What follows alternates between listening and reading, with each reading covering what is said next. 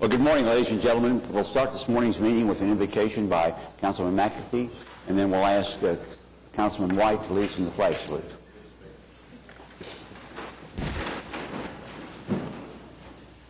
Let's pray. Father, we thank you for this opportunity to review the financial plans for the city for next year.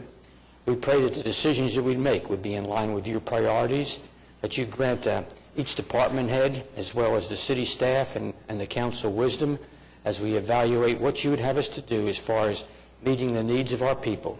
We thank you for the way you've been faithful in the past, and we trust you for the future. For it's in Jesus' name we pray.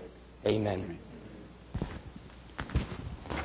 To the flag of the United States of America, and to the republic for which it stands, one nation under God, indivisible, with liberty and justice for all.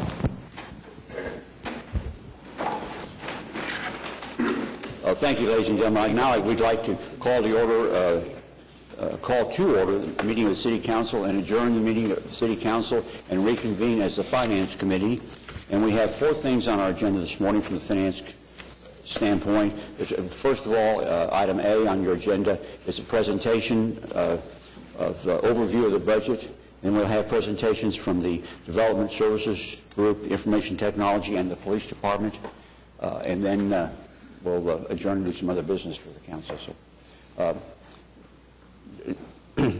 City Manager, do you have any comments you'd like to make? Well, Doug Dollar is going to start us out this morning, and last week Doug came up and gave us a general overview of the budget. He's going to go into a little bit more of the process this morning before we get into the individual departments. Right. Doug? Thank you. Well, wanted to start off with some of the standards that we follow as we develop the budget each year. Obviously, we follow state law in the development of our budget, and you'll see that in the fund summary section of the budget. We kind of talked about that a little bit last week. That's the section of the book that will officially be adopted as the budget for the city, and we follow the structure laid out in the Municipal Budget Act. The Government Finance Officers Association also has the Distinguished Budget Presentation Award that recognizes governments that follow the guidelines established by the National Advisory Council on State and Local Budgeting and GFOA's best practices on budgeting. Each year, our budget is reviewed by GFOA and peer reviewers to see if we meet those best practices. And GFOA looks at our budget document not only as a financial document, but as a communications device, an operations guide, and a planning tool. And for last year, about 1,300 jurisdictions received the Distinguished Budget Award. And these are not just cities, but schools, counties, water districts, those sorts of things. In Oklahoma, 6 jurisdictions received the award last year: Ardmore, Bartlesville, Norman, Oklahoma City, Tulsa, and Tulsa County. So we're one of 6 within the state that meets those best practice guidelines from GFOA. But what I'm most pleased about is that we meet the standards also for what their special performance measures recognition. That means we received outstanding ratings from GFOA on their performance measures section of their criteria. And last year, only 24 jurisdictions out of those 1,300 that received the GFOA Distinguished Budget Presentation Award received that recognition for performance measures. Our leading for results process and our focus on performance has been rated by GFOA worthy of special recognition. And that recognition isn't just for the budget office, but it's really for the commitment that the council, the city manager's office, department heads on down through the city have made to performance and the importance that we've placed on that. And so I'm very pleased that we've received that performance measures recognition for the last couple of years, and just want to let you know that what we're doing on performance measures is not just the basics. We're going above and beyond what's required in the standard practice. Well, let's turn to some of the big numbers for the budget. Again, we've kind of looked at these before, but it never hurts to review them. The general fund budget totals $400.8 million. $259.7 million is the total for other operating funds within the city, and $414 million for our non-operating funds.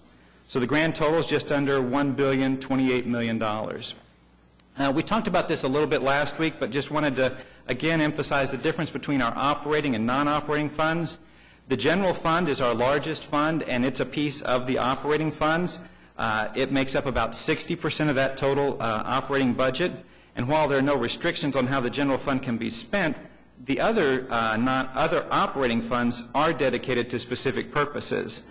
So some of those major operating funds include police and fire sales tax, the E911 fund, zoo sales tax, airports, utilities, and stormwater drainage. And these funds are where the operations of the city are funded. The non-operating side of the budget is where most of the capital is funded. Some of the significant funds in this category include MAPS 3, the Capital Improvement Projects Fund, the hotel motel tax, the portion that funds fairgrounds capital improvements, debt service, grants management. We segregate these funds from the operating budget so it's easier to get a true picture of how the budget changes for our core operations each year. Well, as we look at the revenue we receive, again, $1,028 million is our total budget. Taxes are the biggest revenue source, totaling $568.4 million, or about 55% of the total. Sales tax, of course, being the largest source there, and it's over $417 million of the total. Use tax and property tax are the next largest taxes. Fees and charges include things like franchise fees, licenses and permits, and stormwater drainage fees. They count for about 15.8% of the total. Transfers in consist of transfers from the public trust for operating costs for water, wastewater, solid waste, and airport services. Federal grants are about 3.3% of the total. And then fund balance represents a fairly big chunk of our budget at about 16%, or $162.8 million. And some of the funds that have budgeted significant amounts of fund balance include the MAPS 3 sales tax at $49 million, the City and Schools Capital Project Use Tax at $14.3 million, and our Capital Improvement Projects Fund at $25.3 million. As we turn to the expenditures, I wanted to start at the smaller level of the general fund, smaller, and $400 million, and kind of work our way up to that big total. And when you look at the general fund, you can really see this is where we have the most flexibility with our spending, and you can see the emphasis on public safety. Again, nearly two-thirds of our general fund budget is for public safety. The next biggest category there, public services, is at 17.4%. This would be public works, neighborhood services, planning. Culture and recreation in the general fund is our Parks and Recreation Department and our spending on the Cox Center and the Chesapeake Arena.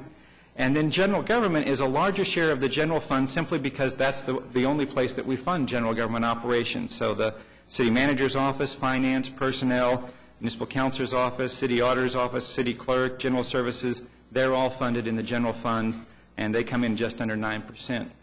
As we move out to that larger operating budget, again, looking at the total operations for the city, we add in those funds that really focus in a lot on our enterprise funds that fund things like water, wastewater, airports, solid waste. And so you'll see the public services share of the budget gets bigger when we look at that operating budget, at about almost a third of the budget there. Public safety is still significant at over half the budget. And culture and recreation grows a little bit as well as we add in the hotel motel tax and the zoo sales tax into that culture and recreation piece. Now general government gets a little bit smaller because we didn't really add any more general government. It's just that piece that's in the general fund. As we move out to the full budget now, the shape of the pie, the slices of pie change a little bit more, especially as we add in MAPS 3 into that culture and recreation slice. That slice gets bigger. A lot of our capital, most of our capital, in fact, is in public services, and so that slice grows as well. Public safety, again, still over a third of the budget, but when you look at that total budget and you put in that non-operating, the capital stuff, it changes the complexion of the pie just a bit. Again, general government gets a little bit smaller, again, because we're not adding any other general government in that non-operating portion of the budget. Just one more time to look at how we divide the budget by the definitions that the Municipal Budget Act gives us, state law. Personal services is about 43% of our overall total. Other services, which includes things like utilities, contracts, some of our payments to some of the city trusts like COTPA and the Zoo Trust fall under other services. Supplies are a pretty small portion of our total. Capital outlay is pretty significant at about a quarter of the budget. Debt service, what pays for our GO bonds, covers about 9% of the budget, and then transfers out to some of the other trusts are at 4%. Now, last week we looked briefly at the strategic planning process, talked about the citizen survey and council priorities, and I want to spend just a few minutes talking about the strategic business plans that the departments developed as part of their Leading for Results process. The strategic business plans are created by departments every other year, and part of developing that plan is identifying the major issues facing the department and or their customers in the next 2 to 5 years and the consequences of not addressing those issues. So generally they're expressed as a trend, and so department issue statements will usually begin with statements like the growing demand for X or the increasing complexity of some issue. And that'll be followed by the consequence if that issue is not addressed. So statements usually conclude with, if not addressed, will result in X. And many people have commented that these issue statements often sound rather bleak because they seem to be focused on negative outcomes, that if they're not addressed, these are the bad things that are going to happen. But the idea is to identify the challenges being faced by the department and what will happen if they don't meet those challenges in order to motivate a proactive approach to dealing with the issue. Now, connected to each issue statement in the strategic business plans are strategic results to measure their progress in addressing these issues. And there may be multiple strategic measures for each issue, or there may just be one, depending on the department and the issue. After developing the issue statements and strategic results, departments determine what strategies they will pursue to maintain or improve performance in the areas being measured. The strategic business plans also identify all the services performed by the department, which are grouped into programs with specific performance measures for each program. All similar programs are grouped into lines of business. So, for example, picking up stray animals is a service of the Development Services Department. That service is grouped with other similar services, and that's in the Animal Control Program, which is part of the Animal Welfare Division or Animal Welfare line of business within the Development Services Department. So I just kind of wanted to go through that. When you hear those negative issue statements, it's not that the departments have, again, a bleak outlook, but that's the structure of our Leading for Results program to identify those issues that need to be focused on. So that's all I have. We'll be turning over to Development Services, Information Technology, and Police. In the coming weeks, we have other departments that will be presenting. June 11th, we have budget adoption. The week before, I don't have it on the slide, but June 4th, we'll hold a public hearing. And obviously, citizens have an opportunity to comment at any point in the process, but that's the official point when citizens who want to comment on the budget may do so. And so, unless there are any other questions. Are there any questions, Tim? Good job. All right, thanks. We'll turn that over to Bob and Development Services. And before we get on to that, this is a sort of a milestone. We have a budget that exceeds $1 billion this year. It's the first time ever in the history of the city. And I would like to remind my fellow councilmen that every penny the city has, we extract from our citizens. So as we go forward in spending this money, I think we need to really be cautious about how we do it, to make sure that we are responsible to our citizens for what goes on here. Thank you. Bob? Good morning. I'm Bob Tiener, Development Services Director. Our mission statement basically reflects the department's commitment to customer service and the community. I'd like to introduce my key staff. Rick Wickenkamp is the Assistant Director, and Carol Reed is our Management Specialist. They're the administrative part of my staff. They help me do the day-to-day operations personnel. Catherine English, she's the Division Head at Animal Welfare. David Adcock in the back is the Division Head for the Development Center. You don't see David over here very often, but in the coming months we'll have some building code amendments, and David will be here. He's an expert in the field. Charles Locke is the Code Enforcement Supervisor. You see him every week with the dilapidated and unsecured housing. J.J. Chambliss is the Subdivision and Zoning. He's, when I'm not here on Tuesday to talk about the zoning cases, he'll be the one that's here. And those are the 5 divisions. Now I'm going to talk about the issues that we've identified that really we're facing with our department. Code enforcement priorities, as you all know, there's a demand for us to resolve as many code enforcement violations as quickly as possible.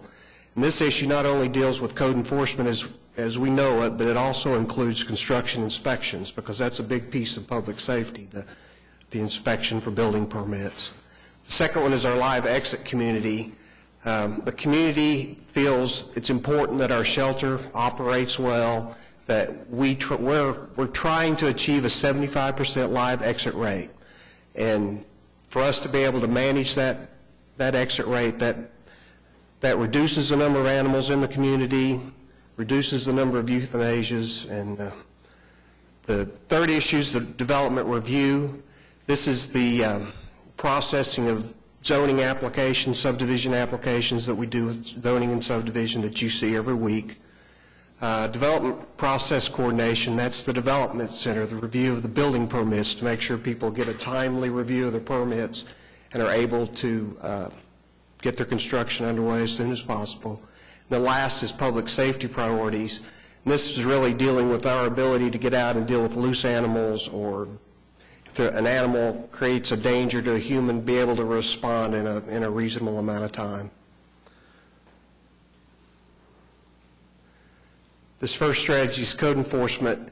We're trying by 2015 to have at least 50% satisfaction with our code enforcement.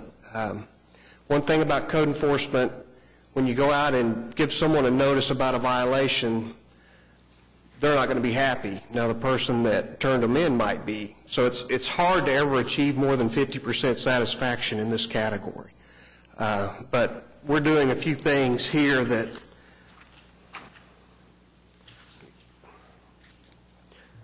last year we added 5 positions in the code enforcement positions in the budget. This allows us to do a weekend. We'll have inspectors in the field on the weekend. That's the first time we've really done that except in special situations. And this next slide kind of shows you the impact of that. That program started in December of this year, and the red line indicates the increase in the number of front yard parking citations that we've been able to write. That number is almost 1,400 a month additional inspections or citations. And what I want to state here is that December, January, February, we don't do a lot of high grass, high weeds, that kind of thing. So this gives us the ability to concentrate on those kind of violations. Now in April and May, the high grass, high weed they'll be the majority of the inspections that we'll do, and the front yard parkings will back off. But this is an indication of the possible impact that adding those positions will have. So, Bob, you see it's cyclical, that during the winter months when weed and grass is down, those resources will be allocated to front yard parking, and those numbers will be high. And then as tall grass and weeds go, you'll reallocate these folks toward those complaints that are coming in, and so there'll be a little bit less of an effort on front yard parking, although we'll still be out enforcing those as we can. And we'll be more focused on tall grass and weeds. It gives us the ability to allocate our resources to try to address the biggest concern at the time. But I think a good point made by the city manager, just because we're in one season, the other non-seasonal violations are still enforced. Maybe not with the same vigor, but they are enforced. So we don't want to have a misunderstanding in our citizens that they can park in their yards during the high grass season. So, thank you. Yeah, if the grass is high enough, we may not see the car, but... Larry? Bob, in that regards, your people would be going out to respond, for example, on the weekends to a tall grass and weed complaint, or during the week even for that. While they're out there, if they observe front yard parking going on, what is their directive to do? If they are responding to a complaint and they see a violation, they're supposed to write the ticket. The problem you have there, if you see violations, you're not responding to a complaint, then it's harder for you to get to your complaint. But yes, if they're in an area and they were responding to high grass and weed, and then the next door neighbor's got a front yard parking violation, they should write the ticket. And these inspectors on the weekend they'll have an area of the city that they're responsible for. They'll have a proactive area that they'll be responsible. So they'll function just like our inspectors during the week. And We just started in December, so it's really hard to tell what that impact's going to be, but we think it'll really be good help for us. This next one is the live exit rate. The goal here is to get as many of the animals that enter our shelter out alive. And we were able to, we're at 58% right now. We anticipate FY14 to be at 65%. So we feel pretty comfortable about that 2015 number getting to 75%. This next slide kind of shows you something that's happened here for us. We've had, for the first 9 months of this last year, our intake in the shelter has been reduced by 14%, which means the fewer animals we take in, that supports our ability to increase that live exit rate. I think Catherine told me that for April we were up at 17%. So the real reason that this is, or one of the reasons we feel like this is happening is in July of 11, the council adopted an ordinance that allowed us to use half of our fees that we charge for adoptions. We put it into a community spade and neuter program.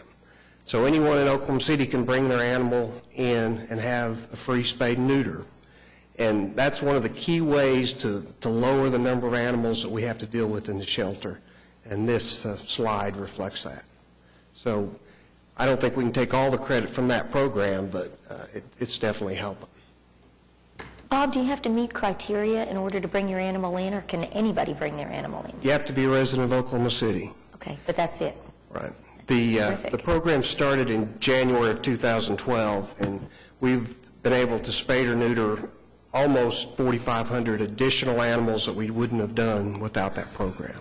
So we feel that it's really been a successful program. That's terrific. Thank you, Catherine, for bringing that idea forward. And we do have a waiting list, so I mean, there's no shortage of people that want to take the advantage of that service. This next strategic result, this refers to the cases that we process through subdivision and zoning. Our goal here is to try to get an applicant a result, if it's a subdivision plat, within 60 days, 80% of the time. We're currently at 67%, and part of the issue there is that we don't control the number of continuances that we have at Planning Commission, and Planning Commission is trying, if there's protests on a case, they try to get the applicant and the protesters together. You know, they'll take multiple continuances to try to work out the problems before they get back to the Planning Commission. We're doing a little better with the zoning applications that you guys see every Tuesday. We're at 85% there.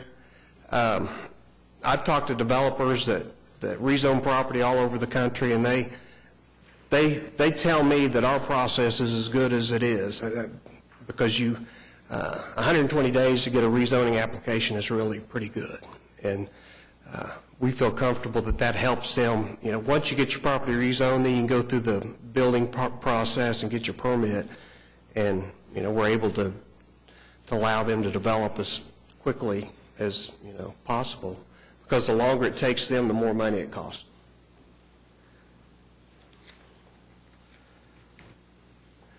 The next one is the development center process. Last year we changed our goals here. We had 100% completion within 20 working days. This is for review of commercial construction plans. We changed it to 15 to try to be more efficient, more effective for our customers, and currently we're at 98%. So we anticipate the end of the year we'll be at 98%. Same with our the remodel plans. We reduced that from 15 days to 10 working days, and we're almost meeting that goal at 98%. The last one I'd like to talk a little bit about is the construction inspection within 2 working days. Currently in the book you'd see that we do the inspections at within 2 days 66% of the time. We had a recent construction inspection audit that identified some inaccuracies in how we were reporting those numbers. And so we went back and looked at those, and the actual number has been 84%. So we're doing several things to try to improve that. This next slide kind of shows those. We've been able to issue cellular phones to the inspectors in the field. That allows them to contact the builder or the contractor, and it really cuts down on rejections based on they get to a site and the door's locked and nobody there. It's really worked out. Helps the communication between our supervisors and our field guys. We also provided customer training for all our inspectors. It was probably the first time in 10 years anyway that they'd had customer service, and we felt like it was a good time to remind them that these guys are our customers, and we need them. You need to treat them with respect. A couple of the other things we've done, we implemented a policy where we brought our Inspector 2s in early. They come in at 7:30 and they prepare the inspector's list of inspections for the day. So they're now able to get out at 8 o'clock in the morning or close to 8 o'clock. That really adds an hour a day of working time to each of our inspectors, and that improves our efficiency. A couple other things. The construction audit, they reviewed our peer cities, and they looked at the numbers and how long it takes them to do the same type of inspections. And so what we're going to do is, and we've started this process, we're surveying these peer cities to see what they do different, what practice are they doing that we can use to improve our time. And I feel that we made some significant progress, but it never hurts to look at these other cities and see how they're doing. And so, I just wanted to ask, this seems to represent many of the recommendations made by the city auditor. Was there any recommendations by the city auditor that we didn't implement? Well, the audit set it up to be done by December 31st this year, so we're working through all the audits, but there are a couple that we have to look at to see if we're going to be able to audit. An example of that is some of our peer cities inspectors do multiple inspections, and really the current state law doesn't allow us to do that. If you're an electrical inspection, you do an electrical inspection. You can't really do a plumbing inspection. And so we're going to talk with the state and the electrical and building inspector commissions and see if that's an option of changing state law to address those audit recommendations. And the auditor acknowledged that we couldn't unilaterally do that. That was something we'd have to get additional authority to do. But yeah, we've got a work process, and we're going through all the audits recommendations, and by the end of the year we'll have those addressed, and we'll either have them implemented or we'll have a reason why we can't implement them, or we'll be in the process of implementing. Great. And then that last... Bob, I'd really like to thank you for taking such a positive approach to that. I think it's just a great example of where these audits really help refine process and bring great results back, and adopting it in a cooperative way is extremely helpful. So thank you for taking such a hard look at it. I appreciate that. I hate to say this out loud, but when 2 years ago they asked me about it, and I said, yeah, I'd like to do it so you can give us this information. It's been a little painful since I got the information, but that's how you learn to manage, is you have someone look at it from a different perspective, and then it's really helped us, and we've already done some things that have improved it. And there's been a lot of things we can go. There's a lot of history on the things we've improved, from increasing the staffing to how we handled some things, some personnel issues we dealt with. This is the one measurement that I look at weekly. Bob sends me a report every Monday afternoon as to what the status is on the building inspections from the week before. I look at a lot of data throughout the month, but it's the only one I look at weekly is building inspection progress. And then the last bullet, we do an annual survey of our biggest customers. We take our 50 largest customers, and then I think we sent out over 500 surveys to people that work in our process. And the results of this last survey We improved in all the areas: timeliness, friendliness, helpfulness, and this overall service. And we feel, we just sent out this year's survey, so we're looking forward to see how those responses come back in. But we've clearly improved from where we were a couple of years ago. This last one, this is the public safety strategy. This is our ability to respond to priority one calls in the field, animal welfare. We're still working with IT to come up with a way to measure the time. We have a computer-aided dispatch system, but our numbers aren't accurate. But there's a couple things we feel like here that will help us. We recently looked at the revenues that all our fees that we charge at the shelter, and they hadn't been changed in several years, and so you'll see an ordinance amendment in the near future that increases our adoption rate from $50 to $60. And there's a few other minor changes in the fees, but that gives us the ability to hire another field officer. So if that ordinance is adopted, in July 1, we'll have another field officer in the field. Will help our response time. Additionally, we put the GPS monitoring on our vehicles, so that allowed the supervisors in the office, when they get a call, they can identify the closest vehicle and have them respond to a priority one call. So we feel like that's going to improve our efficiencies. And additionally, for the last 6 months of the year, we didn't have a supervisor in the field officer section. Bob, could you define for the audience out there what a priority one call is? Priority one call is any time an animal puts a human or another animal in imminent danger. So an example of that would be like livestock loose on a road. The livestock's in danger, getting hit by a car, and the person in the car is in danger. So we respond to those calls, whenever we get them. And I know it's a 2-hour priority. It depends on where your staffing is and where they're at, but those are the types of things that we respond to there. But in December last year, we were able to hire a supervisor. He has 20 years of law enforcement experience. He's a trainer. We feel that he's going to be able to manage this section and really help improve our efficiencies. So he's just been on since December, but we're already showing indications that he's going to be able to help us. Okay, now I'm going to just go through our different divisions in the budget. I'll just talk about these briefly. The admin section is just over $2.1 million. This division, that money is all the chargebacks from IT, the print shop, risk management. So the numbers are a little high, but that covers the entire department. And all that money goes through the admin section. The next one is animal welfare. We have 3 divisions. There's 51. With the addition of the control officer, there'll be 51 employees. Animal control are the employees in the field. The animal shelter are the employees that take care of the animals on a daily basis.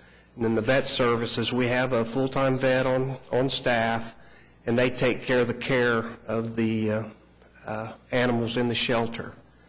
I just need to say, back at the end of October and November, there was a rumor that Bevo had disappeared from the University of Texas.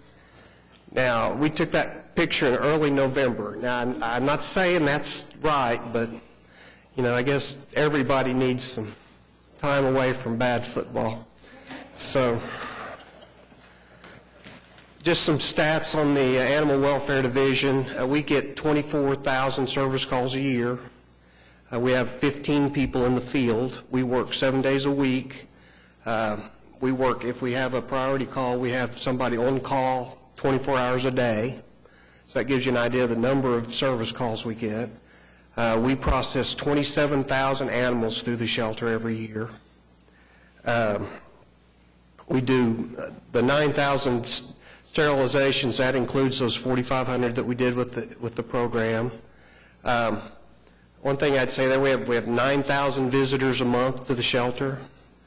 The staff that we have does a really good job, I think, dealing with the number of people in. I have a story about this cat. It came in a litter. It was about 2 weeks old, and this cat just couldn't calm down. It was meowing and crying and fussing. So one of our staff persons got a washcloth and wrapped it up and put it in its pocket and walked around for a couple hours in the shelter, and it automatically, as soon as he put it in the pocket, it calmed down, and it was pretty comfortable for a while. So that's just an example of how the people at the shelter really care about these animals, and it's a hard job. So the next division's code enforcement. They have 2 divisions. Basically, this division takes care of tall grass and weeds, dilapidated, unsecured structures that you see every Tuesday, yard parking, zoning problems, business license problems, anything somebody can complain about or some way they can violate the code, these guys deal with it. And we have 29 officers in the field. As you probably know, we respond to complaints. We have 620 square miles, so each inspector has an area they cover. But we do a proactive program. We have 28 neighborhoods, and this map reflects where those neighborhoods are. And our goal is that once a month, one of our inspectors, they have to inspect their proactive area. And what that means is they drive through and they look for violations. And the one thing that we found is that the proactive areas have a higher homeowner resolution. Our inspector goes to you and says you need to paint your house without giving you a notice.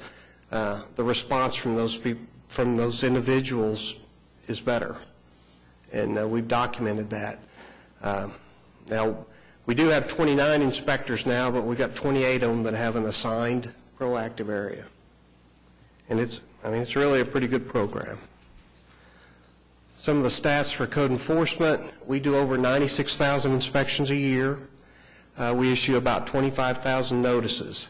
So every call, action center complaint we respond to, which is almost 100,000, most of them do not result in us having to give a notice. That means that they're either resolved by the owner or there's not a violation. We get a lot of not a violation. And we remove 50,000 illegal signs a year. This is those trash signs you see on the side of the road. We have 4 part-time inspectors that go out and they work weekends after hours to pick those up. We've tried to write citations, but it really works out better just to pick them up because it's so hard to get, a conviction on those types of signs because typically the person that it represents, they're not the one that put the sign there, and we can't prove it because we didn't see them putting it there, and it really, but this program works pretty well. We also coordinate with parks, public works, and utilities and do 2 yearly citywide sweeps where we pick up about 5,000 a year doing that. The budget here is about just under 3,500. We have 42 positions. Bob, can I ask you a question about code enforcement? The planning department just recently completed a study on vacant and abandoned properties, which they estimate is about 12,000 in the Oklahoma City limits. They estimated that they pointed out a dramatic increase in police, fire, and animal welfare calls to those properties. And they felt like the solution, or one solution, lied with the development department, and they're advocating to spend about $800,000 to hire 8 inspectors. I guess the question would be, how much coordination was there between the consultant and the development department, and do you think with 8 inspectors and that kind of investment, assuming we could find a way to come up with that $800,000 that we could make an impact? Well, Charles and his staff was involved through that entire process looking at, because they wanted to look at what kind of information we had about vacant and abandoned buildings. And, it's hard to say if 8 people is enough to make an impact, but it's clearly gives us the ability to do some things that we're not able to do now. And, we're supportive of however that, that program works out. We'll participate however we need to. But, because if we can take vacant and abandoned buildings off the list, then that cuts down on our work as well. So, but I don't have a good answer if eight is enough. It's hard to say.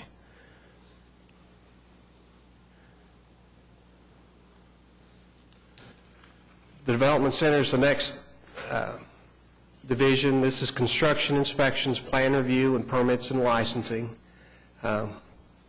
These sections all have to work together. You come in, you submit for a permit, you go to one section, they process it, send it to plan review for your review of the permit, and then construction inspection does the inspections as you're in the construction phase. Some of the statistics here, we do over 107,000 inspections a year. There's about 2,000 new commercial plans, 7,000 residential plans. The budget here is about $6.7 million. This division does over $11 million in business. The plans they review generate $11 million. So that kind of gives you an idea there. There's about almost 70,000 licenses and permits that we have to do. This division has 84 staff. It's the biggest division in the department.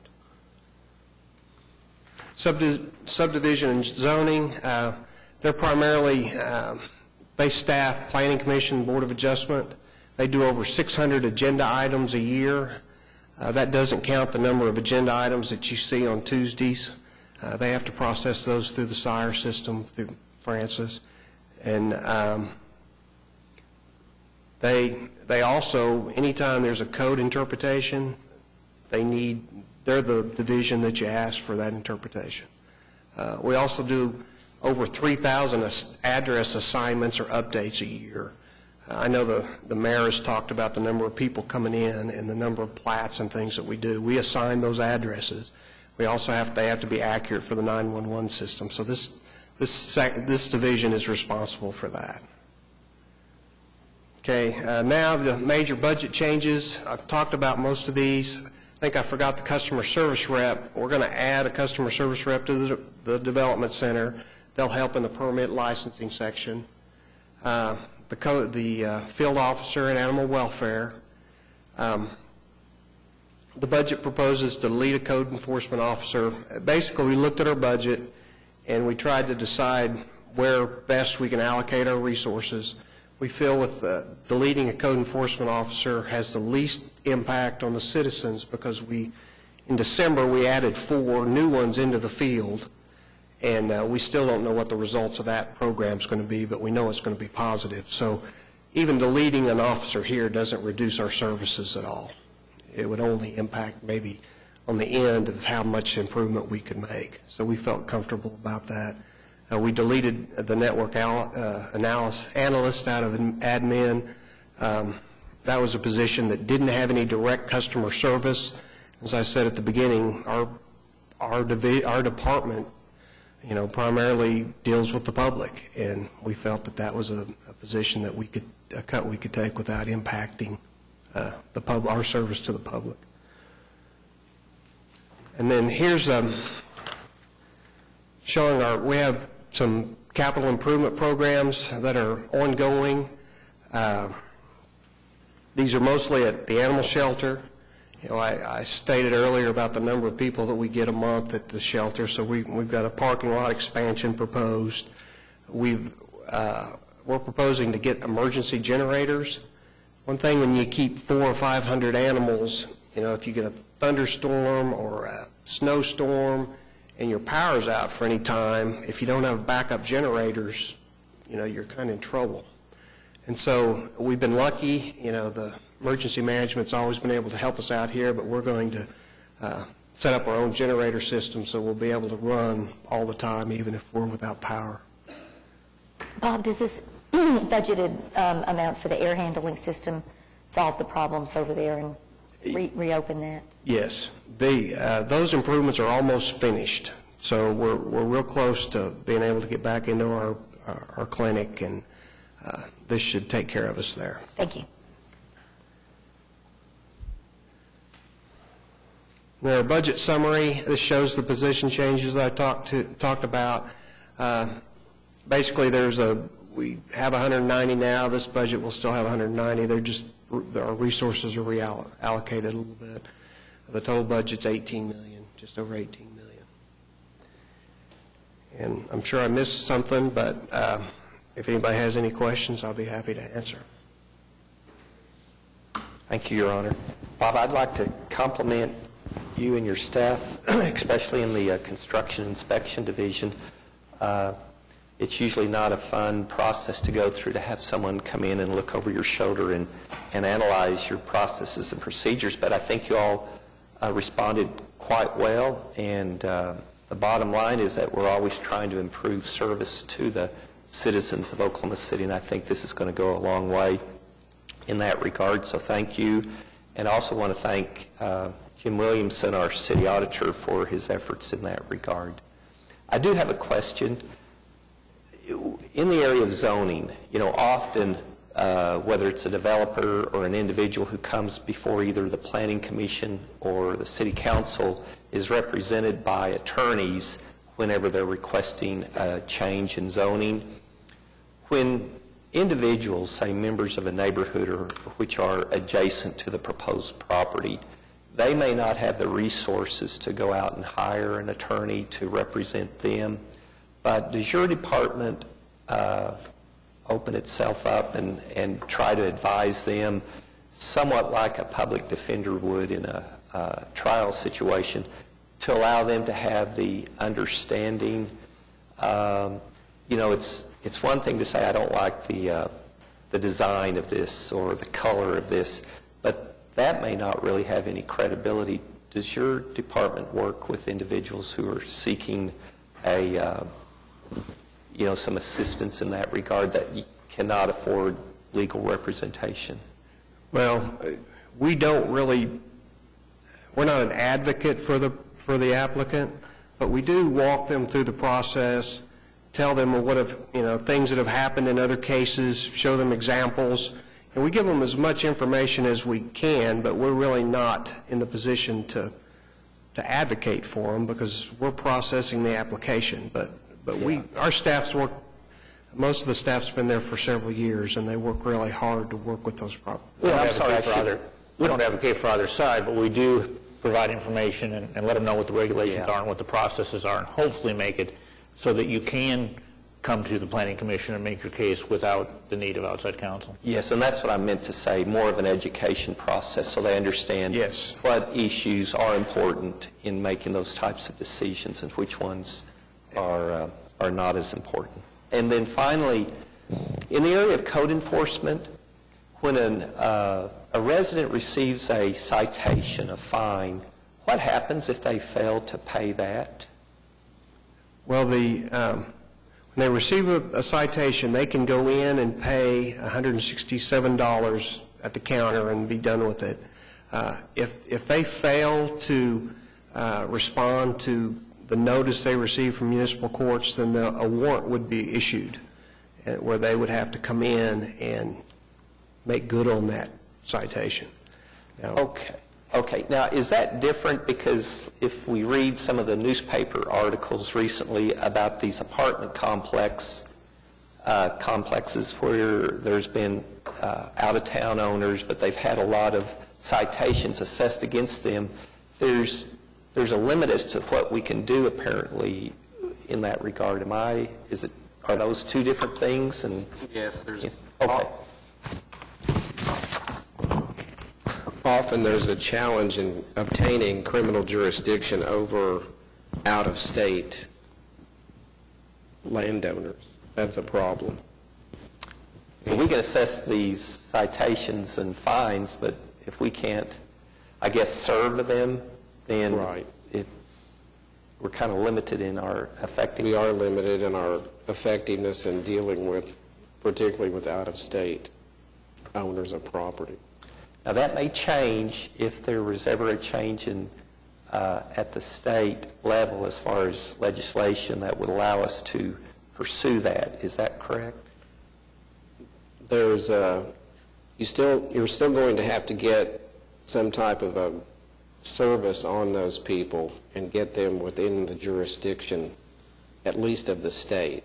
I see. We have some authority where we can go around to different counties in the state and use the sheriff to help us there, if necessary, with state resident landowners. Okay. But with residents, say, in California or some other state, it's really a challenge trying to get control over them. Now, you know, if it has something to do with, like, the condition of property, we can work that as an unsecured or dilapidated property and potentially just tear the property down. And if you could possibly get additional statutory authority for cleaning up property and putting a lien on the property, and we've tried that in the past and have been unsuccessful at the legislature, but those are some of the additional avenues that you could use to try to address those type of properties. And if you actually do get the legal authority to put a lien on the property with the county treasurer's office, then that goes through the tax sale process, and the ownership of the property will then change hands. So that kind of that's leverage on the owner if they want to keep the property to come in and do something, or at least to pay the cost of the lien after you've done something. So Yeah. you really need additional statutory authority. Thank you. Quick question, Bob. The fine is $167, correct, for violation? If you come in and pay it, that's what you would pay, but if you go to court, it could be up to $500. When was the last time we had an increase in the fine?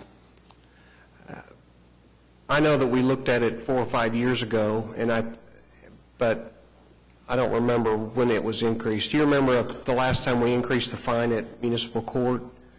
No. If you go over a penalty of $500 fine, and anything over a $500 fine, or if you add imprisonment, and that gives them a right to a jury trial. And that delays the process in court for longer periods of time than if you just issued daily citations with a possible $500 fine. So, And the one thing about paying that, once they pay for that citation, that's a conviction, so we can go back out the next day, and if they haven't corrected it, we can give them another ticket, because they've admitted that by paying that ticket, that it's a violation. Yeah, in Ward 7 sometimes we have some developers who often want to look the other way when it comes to following PUDs. And I do want to commend your staff for a job well done. I had the opportunity to go out with you and Charles and a couple of other inspectors my first week here, and we actually went down several streets to look at some code violations, but also I had the opportunity to go out where code enforcement staff actually gave a citation, which it was good to see. But the issue there was you had this big developer who often looks the other way, but I do want to again commend your staff for doing the right thing. But I think when you have a multi-million-dollar project, $167 a day for violations is simply, I just pay that later and keep on going. So at some point in time, we do need to look at how can we hold those developers accountable for not following the rules and regulations, because $167 is nothing if a project is a multi-million-dollar project. I appreciate the compliment. Thank you. Bob, thank you very much. I have one quick question. Your budget this year is $18.3 million. How does that compare with last year?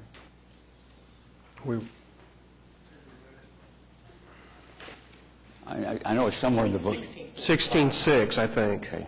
And that increase is due to what? 11%. It's an 11% increase. Primarily, it's the chargebacks for IT and risk management in the shop. And then there's also a big increase for the capital improvements piece. For the That's the big piece. I mean, obviously, there's growth as in all departments, there's growth in personnel costs and insurance and such, and there is probably some risk management costs associated to it, but they add additional capital in this year's budget. Okay, good. Thank you very much, Bob. And good presentation. Appreciate that. Next on our agenda is a presentation. From the Information Technology Group. Shad Meldrum is here this morning, our Director of IT. Good morning. I'd like to start by, Shad Meldrum. I'm here to present the IT budget for this year. I'd like to start by recognizing some staff that's here. First would be David Grothe. He's the Assistant Director, new Assistant Director for this year, but definitely not new to the city, so he's been around for a while. Kerry Wagner over the Public Safety Systems. Ralph Gibson over our infrastructure systems. Stacy Bone is not here today, but she's over the application systems and all that. And then Felice Bonkill is in our admin department, so she's going to run the slides for me. So on page 203 is the IT portion of the proposed budget. Next slide. I'd like to start by, in the Leading for Results program, reading what our department mission is within there. The mission of the Information Technology Department is to provide business solutions and technology services to city departments so they can better serve the Oklahoma City community. So on this, of course, we're an internal service department, so we provide technology services to all the other departments so then they can serve the citizens of Oklahoma City. The picture there shown is the Acela iPad field application, which ties right into development services. That's something we started deploying last year, so they don't have to do a lot of stuff on paper, come back and enter in the system, so they're able to go out with iPads and actually do inspections and some of the code stuff in the field. So we're rolling this out more and more, and that's making the departments more efficient. Next slide. Again, on Leading for Results program, our strategic issues. We're one department that in the every other year review, we've reviewed this last fall, so these are up to date. They haven't changed that much since originally starting the LFR program, but I'll read them to you. System security and data integrity is something that is the top of our list, and making sure that the systems we maintain are secure. We got a lot of critical enterprise systems that security is top priority. Meeting growing demand is one that hits us constantly. There's constantly new technology out there the departments want to use, new things they're wanting to do, so that's a big one for us. Realizing business process improvements is another one that's an issue for our department. That's where we put in a system and we don't have a whole lot of staff to go back over time and help them use that software more and more efficiently, especially as upgrades come out. There's new enhancements to applications. We a lot of times don't have the staff to go back in and help them realize more efficiency with those enhancements. Future operational funding and resources. Departments are constantly doing capital projects and expanding, and because we centralize IT in the city, which is a really good thing, a lot of those operational dollars are within the IT budget, so this actually has been less of an issue for us. We've been getting the operational dollars we need to maintain the technology that's out there. Advanced skill sets, a lot of stuff we do in the city. Like to recognize the staff in the IT department.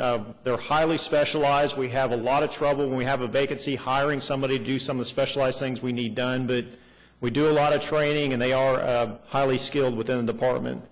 The graph there shows over the last 10 years or so the growth in the IT budget as we have put in new technology. We have centralized technology within the departments, within the IT budget. But the point there being, you can see that position-wise, we're basically level from where we were 10 years ago. So we're doing more and more and more with the same number of people, with the little dip there being, the 12 positions we cut when we went through the economic downturn. So we're now getting to the point where we're recovering staff-wise and getting back to full staff. Next slide. This is a summary of a proposed operating budget, which is the IT service fund, which again, goes back and charged back to the other departments. Highlighting there, as Bob was talking about, within our admin represents some departments chargebacks. That's why that's $2.8 million. Customer support, that's kind of the front line for when people call IT to get support, so you can see that's fairly low. We have 7 staff members there. Public safety support's a big one. It's about $7 million. We have 26 people within that. Application support, that's supporting the applications for the departments. We have 19 staff members there.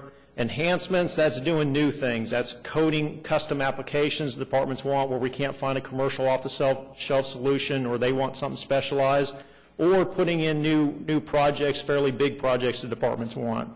We have about 14 staff members there. And then the infrastructure, we have 26 staff members. We're proposing to add a position there. There's a high priority item within the utilities department to do some more monitoring of the network and control there, which we need to do. So we're proposing to add a staff member there. Next slide. This shows our budget breakdown. This is how the departments are essentially charged back for IT service and how all these things, infrastructure, public safety, applications would go out to all departments. The big point being here on this slide, if you look at the entire IT budget, about 54% of our budget is for public safety functions. So the CCTV systems, all the CAD systems, all that is within our operating budget to manage and take care of and pay licensing. Beyond that, if you look at utilities, transit, airports and zoo, the enterprise type departments, that's about another quarter of the budget. So the remaining departments, the more general fund departments, are getting the last quarter of our budget and chargeback. Next slide. This shows in general our department structure. So we have, when you talk about LFR and you talk about lines of business, we have 5 lines of business, which I'll cover on the next couple slides. What I want to highlight here is within network, within the infrastructure, we are proposing to add one more position there for network access control. The other thing being here, an enhancement in LFR we did this last year was to break out the data management program. And as Bob highlighted, they're having trouble with some of their LFR reporting. In the past, we didn't have really staff assigned to help departments with their reporting, help departments with their data analysis. So this is a group now that's broken out to be able to do that function and focus on that for departments. Next slide. Proposed major budget changes. In summary, in our budget, it's not shown in the budget book, but about 9.72% of there's a 9.72% increase in our operating budget strictly for increased licensing, maintenance, and such on technology that we maintain. So that's stuff that's out of our control, that's stuff that, because it was centralized, that's the additional licensing or increase in fees from the vendors of software and hardware and all that we maintain. So that was an increase that hit us. We are proposing to add a system support specialist within the network program. And then we are looking for funding for PeopleSoft consultant services. PeopleSoft is one area that we put in years ago, and we've gone through time doing upgrades, but kind of using it the same way we've always used. So this will start to enhance the way we're using PeopleSoft and look at more efficient ways to use that major enterprise software. Next slide. So on our lines of business now, the first one I'll highlight is customer support. They provide service desk and on-site support and technology training functions. We have about 7.25 personnel there. So this is when people need service from the IT department, we tell them to call one number, and this is where they call so that we can get them the service as efficiently as possible. From the other lines of business, we've transferred as much of the response capabilities we can to these guys so they can do some of the more lower end to be able to get people the service they need as quickly as possible. But in general, they'll take about, projecting out the end of this year, they'll take about 12,500 calls from our users, our customers. They directly support 2,800 desktops, laptops, and network printers. Another thing to highlight there, we do the desktop replacement for most departments except the enterprise departments. They will place 275 new desktops this year, and that's something in the economic downturn. We used to have a vendor that would come and place those desktops. We realized we could do about a 30% savings by having our own staff do that, so we've continued placing those desktops, but that's a service when you look 5 years in the past we weren't doing within IT that we've taken, so that's a good job. The last one, we've got about 110 tablet computers out there, so we're hoping to expand that. We really think that makes departments much more efficient. This is the pavement management system. This is, all kinds of things, code inspection. So this is working with departments to find ways to do things more efficient with technology. Next line of business is technology application support. They provide enterprise application support services. We have about 19.5 people within technology application support. But they support about 30 critical city systems. There's a lot of cross-departmental systems. But the big one, of course, being PeopleSoft. There's a Kronos timekeeping system and cashiering systems that are used around the city. Those are high security items, high availability items we have to maintain. SAP support for the utilities department. We have service call and work order systems, which are used by development services and others to perform their business. Permits, code enforcement, fleet and fuel management systems, SIRE agenda management system, which we use every day in here, and document management systems. So that's just an example of some of the stuff that this group has to maintain. The picture there shows that's an actual iPad with a keyboard that we have attached so that field inspectors and code inspectors can go out and do stuff much more efficiently. So they can actually see stuff from the system live in the field. They're able to send stuff to them. If there's something they need to go do, they're able to send it to them in the field so they can be much more efficient about serving the customers, especially in a city at 620 square miles and being out and about and responding to customer needs. Next line of business is technology enhancements. They provide new technology identification, business analysis, custom application development, data management, project management, and implementation services to city departments. Within technology enhancements, we have 14 people. Some examples of some stuff they do. We continue with the Maps for Kids technology implementation, so we're working with the Maps for Kids office to work with Oklahoma City Public Schools to make sure they get the technology they need as part of that whole program, so that's ongoing, and we have staff assigned to support that. Our development staff has to date made 47 custom applications, which we continue to maintain. And this is something we don't transfer over to the application support department. These guys continue to maintain these. So as we continue not to add more staff here, as they continue to make custom applications, they get more focused on the support side rather than making the new things that some people want. So that's a big one there. 147 production databases, which definitely is a lot for the amount of staff we have assigned to maintain that. So, all these applications, there are 147 production databases out there that have to be backed up, maintained, security, and all that. So that's a lot. 52 major projects completed since July 1st of 2011, and 38 major projects are currently active within the department that we're managing. Some examples of custom applications have been developed. We worked with Public Works to develop a construction tracking application. We looked at commercial off-the-shelf solutions, couldn't find something that met their needs, so we coded something in-house to be able to do their construction tracking and project management.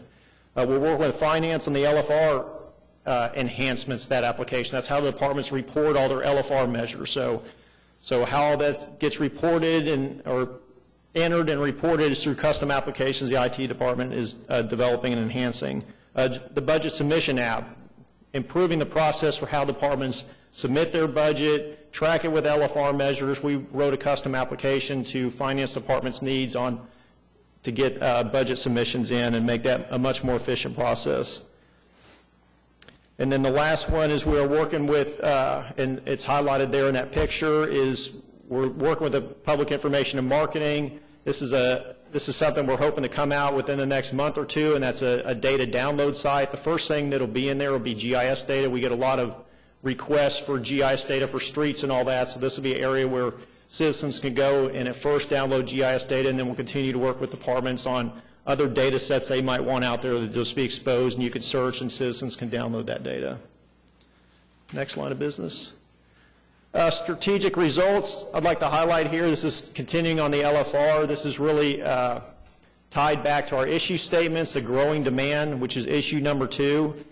The increasing gap between available resources and growing demand from both the internal and external sources for technology services could result in all those, and as Doug said, sometimes this sounds negative, but this is some of the things that could happen. Delays in project implementation, increased response time, inability to provide new services, increased security vulnerability, customer dissatisfaction, and decentralization of technology services. And really, in one way or another, we're seeing each of these issues slowly creep up on us in various ways. Nothing extremely critical at this point, but we're seeing where departments are wanting to do this and that. We don't have the resources sometimes to meet those needs. But the chart there on the right shows when we do technology projects and we asked whether those customers of those technology projects are satisfied, we get near 100% response. We're doing them, we're successful with technology projects, and they're satisfied. This is from the internal city employee survey that was done recently. Downtime and maintenance, we're getting a 97% positive feedback from our users. So we're maintaining the stuff we have in there fairly well.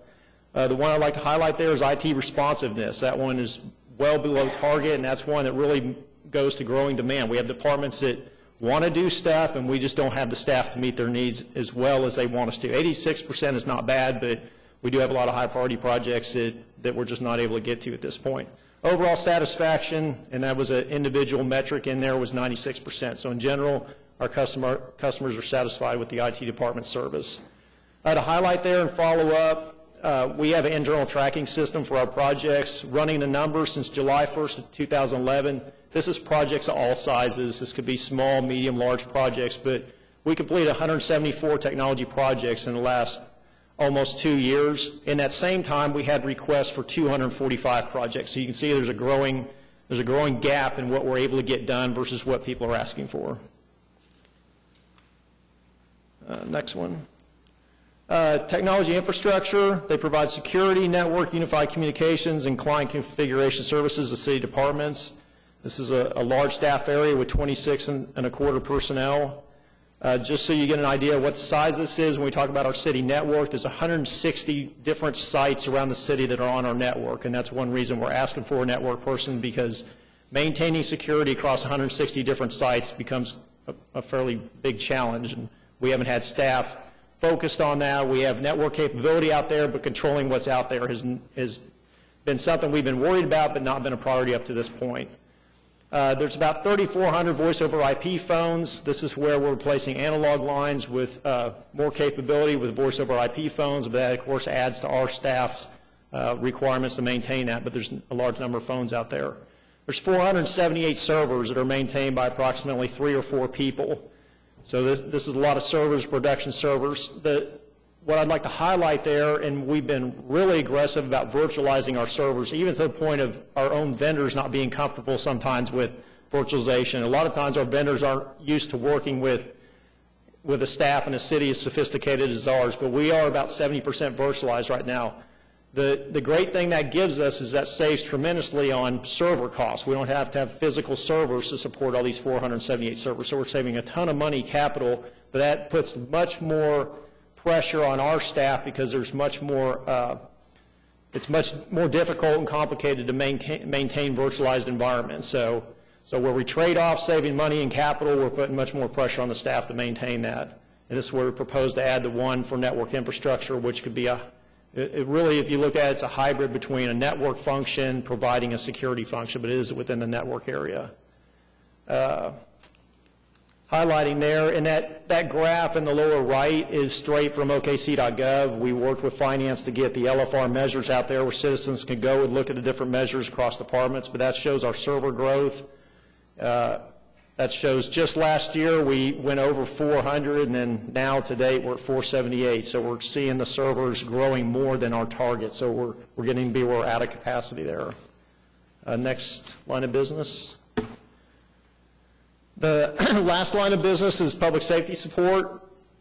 They provide public safety applications, systems, communications, and facility management for the city. There's 26 personnel signed with here. Originally, when we set up LFR, this was not broken to its own line of business, but because what they do for the public safety is so critical and so specialized, we broke them into their own line of business.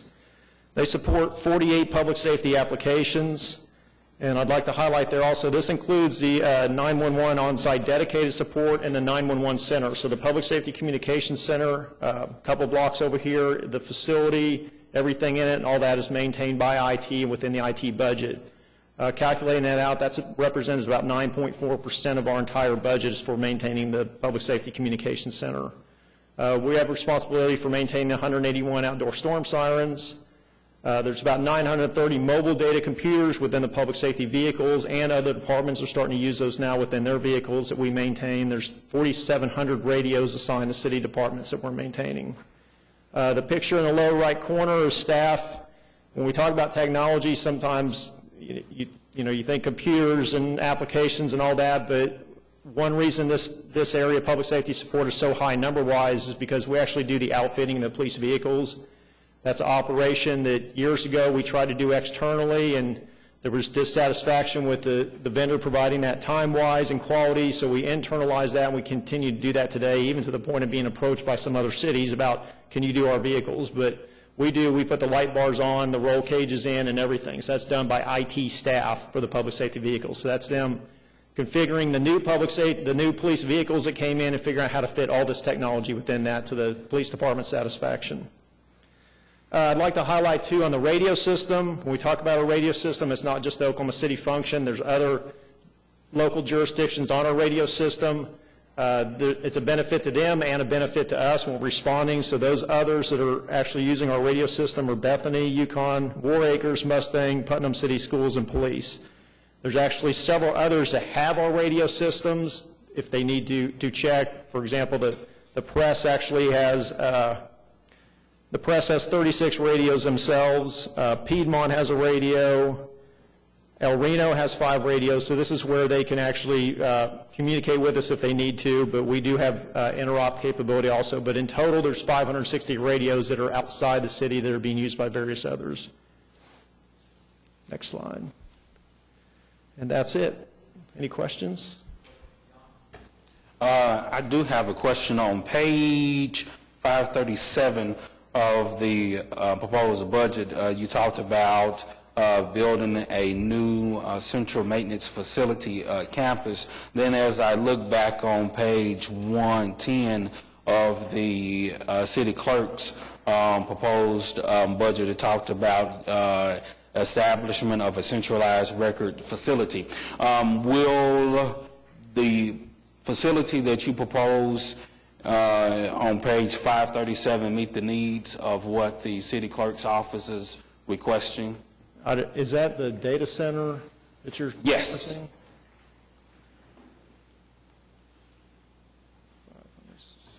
507? 537.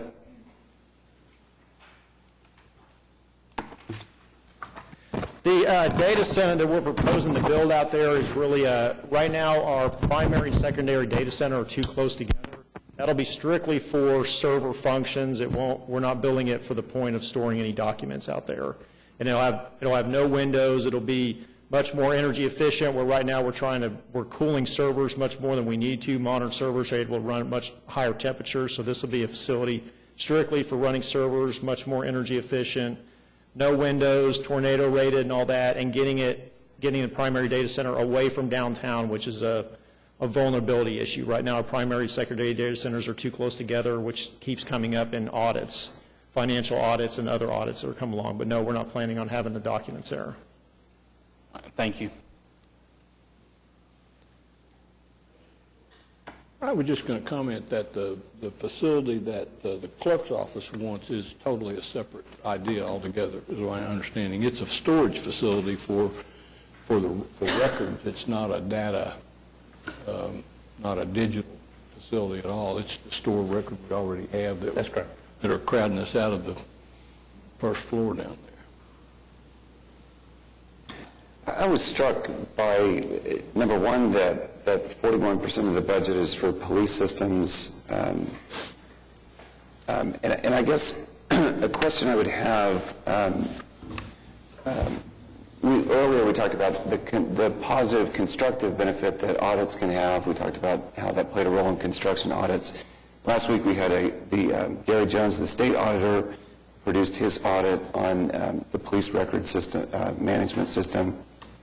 Found no evidence of criminal wrongdoing, but did indicate that now would be the time for our city auditor to look at a risk assessment on internal controls, and also to look at an audit of this particular contract. And I guess I'd ask, not just for Shad, but anyone, does anyone see a downside to auditing that particular contract in a way?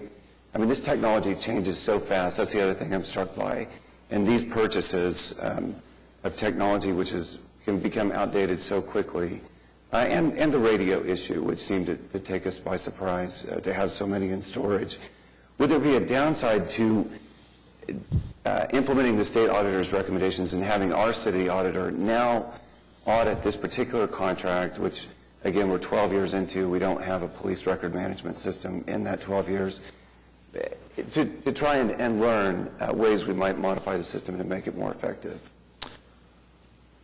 We don't have a problem with that at all. Obviously, Jim has the city auditor has an audit plan and follows that and has limited resources, and he does his audit plan based upon a risk assessment. I'm not on the audit, or not a member of the audit committee, but the audit committee, I think, knows how Jim goes about putting his audit plan together, and as he goes forward, I'm sure he could take that into consideration as he develops it.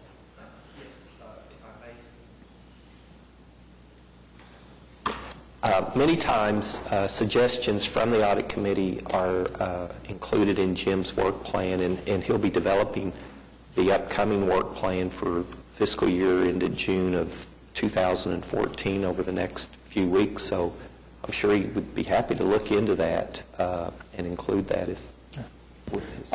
Jim, our auditor is really good. He's very thorough. He's very professional in his approach, and again, I think as he goes and develops that plan, he will certainly, because of the state auditor's comments, take that into consideration as he goes forward.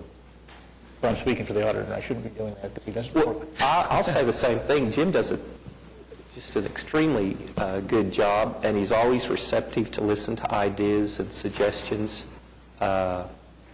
He's really an important resource that the city has at its disposal, and anytime there's a concern or question, he's always available to visit and then include that in his overall work plan. One of the things we have in Oklahoma City, which is not universal, is the auditor is outside of the purview of the city manager's operation. In some council manager form of governments, the auditor actually works for the city manager. And obviously in Oklahoma City, he doesn't. He works independently and works for the city council. Other questions? Yeah, Larry. Just to reiterate what Ed was saying, though, just so everybody understands, the city auditor works for us in the city council, correct, Jim? That's correct. And we direct him to audit, and we approve what plans or what areas he's auditing, and that requires us to then also prioritize, because we also constrict him, if you will, by giving him so much resources. So if we say, hey, we need you to go over here and audit area A, and he has a full audit plan already in place, then something has to give.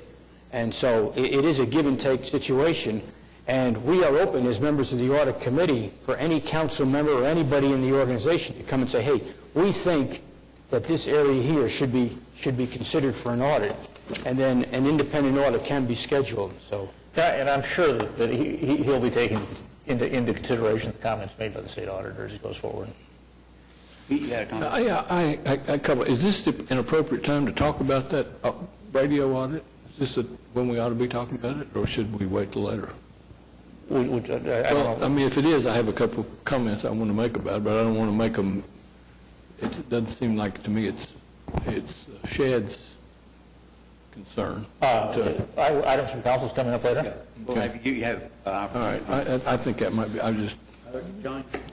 Quick question. Do we have a long-term plan for his IT? A long-term plan for IT?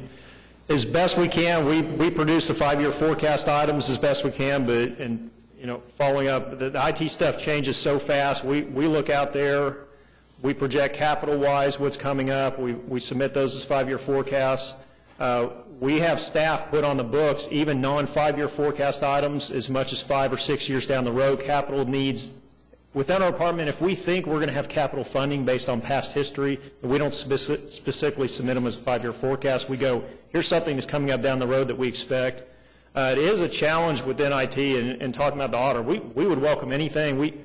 We actually, I would say, probably get contacted fairly often by the auditor wanting to do queries on databases and all that and look at things, and they're contacting our staff who, a lot of times when we did these large projects, some of the business processes cross departments, it's our staff that knows how that works. So we'll work with them and look for opportunities there, and that's one thing that has been coming from the IT department is the amount of time they're spending responding to some of the audit stuff, but it's all good. We want it done that way. The other thing we've started to do is to make sure whenever we get into looking at dollars and cents on technology and all that is start having the finance department involved, because we can run the dollars and go, boy, this makes sense to the IT department, but it sure would be nice if the experts say, yes, this makes sense. But yeah, long-term is always a challenge. Technology changes so fast, and we're having trouble keeping up. And when you talk about communications, that is an area where you can make a decision today and start to move, and it takes you 6 to 9 months to get into it. And we've started to say this within the IT department. We can't have the 9 months later go, well, now with this, you should have done this. We're going to have to make a decision, make the best decision at that point, and start to move, because we can't keep holding off departments and going, oh, we see this thing on the horizon, if you'll just wait for that. So we have a balance there of doing what's best at that point in time, paying attention to what's coming up, and making sure we do it as physically responsible as we can. Thank you. Did that answer your question? Yes. Are there any questions? Jim, you want to comment? I do. This is an internal service fund, and sometimes there's questions as to how does that work, because you're paying for it out of the general fund, and are we double counting that a little bit? So Doug, you or Craig, could one of you talk to us a little bit about how the internal service funds work and how they're accounted for? Right. We've got 4 internal service funds: IT, risk management, the print shop, and then our fleet services department. And each of those are part of either an independent department or part of another department. And probably the easiest place to see it, on page 67 of the budget book, we have the expenditure summary, where we go down through each of the major funds and the departments. And we've got internal service fund listed there which is all 4 of those together. And they total about $52 million for the coming fiscal year. And as you say, we don't want to double count those, because those costs are paid for by police and fire and water and airports and all the departments. So as you work your way down through that page down there, towards the bottom, we have a subtotal for operating funds, and then we do less interfund transfers. And there's actually $91 million in total that are transfers. And if you flip back to page 69, we detail what makes up that. And about the fifth one down is various funds to the internal service funds. About $49 million is what's paid from other funds into those departments. The reason we do that is we want those costs to be reflected in the department that's really getting the benefit from that. So, for example, when IT provides service to police, it's not really just computers that they're providing, they're helping provide police service. Or when the fleet services department is repairing the vehicles for the police department, that's really it's a cost of doing police work. And so we want those costs to be reflected in those departments. So we show it in both places, but we use that transfers category to reduce it so we're not double counting those expenses. I don't know if that answers the question there. I can make one more comment. Just briefly, I want to follow up on that one more time. So within the IT department, the way we handle our strategic planning process is in July, we meet with each department to look at, and we discuss with them what it is they're needing, what it is they have out there, and they can look as far out as they want, so we get those projects on our books. We proactively meet with departments, and then twice a year within the IT department in about December, and then here in about July, we have where the staff will go out and do a retreat. We look at all those projects submitted by departments, projects that we think we need to be done, and we review those, and it's really a peer review within the department to look at, does it make sense, what are you doing? And so, and believe me, the staff scrutinizes each other pretty well. They get on each other. So that's how we get all our projects in there and keep looking out 5 years down the road. So that's how we, 5 years or more down the road, that's how we do it. So we meet with departments at least annually. We're trying to do it twice a year. So we sit down and say, what is this hitting you? What changes in your environment that we need to meet technology-wise? So that's our strategic planning process within IT. Thank you. And next up is the police department. G-City. If G-City comes up, we're blessed in Oklahoma City with a great police and fire departments that we have here, and one of the reasons that makes them as good or great as they are is because of the leadership that we have in both of them, and we've been very fortunate to have men like Chief City and Chief Berry lead our police department over the last decade or so. Not all cities have the stability and professionalism in that office, and so I'm just very pleased that we have folks like Chief Bryant and Chief City on our staff. Thank you very much. Sorry for my voice. I'm on the back end of a cold, and I'm drinking some water to keep from being so dry from the antihistamines, but if you'll bear with me.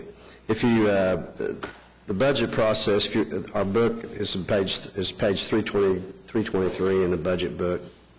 First, introduce some of my staff that's here. Lieutenant Dan Stewart, who's new to our planning and research, is operating. Our business manager, Renee Sackow, and Captain Don Martin is also in planning and research and have helped work on the project. and my deputy chiefs, two of them anyway, John Scully and Coleman, Johnny Coleman. So thank them for being here. All right, let's start with our mission statement. The mission of the police department is to provide public safety services that promote a safe environment and lessen the fear of crime to the Oklahoma City community so they can experience an enhanced quality of life. Our proposed budget this year, it's about 6.5% greater than it was last year. We had about $185 million last year. We're looking at a total of $197. You can see the breakdown of the budget here with administration, investigations, operations, and public safety support.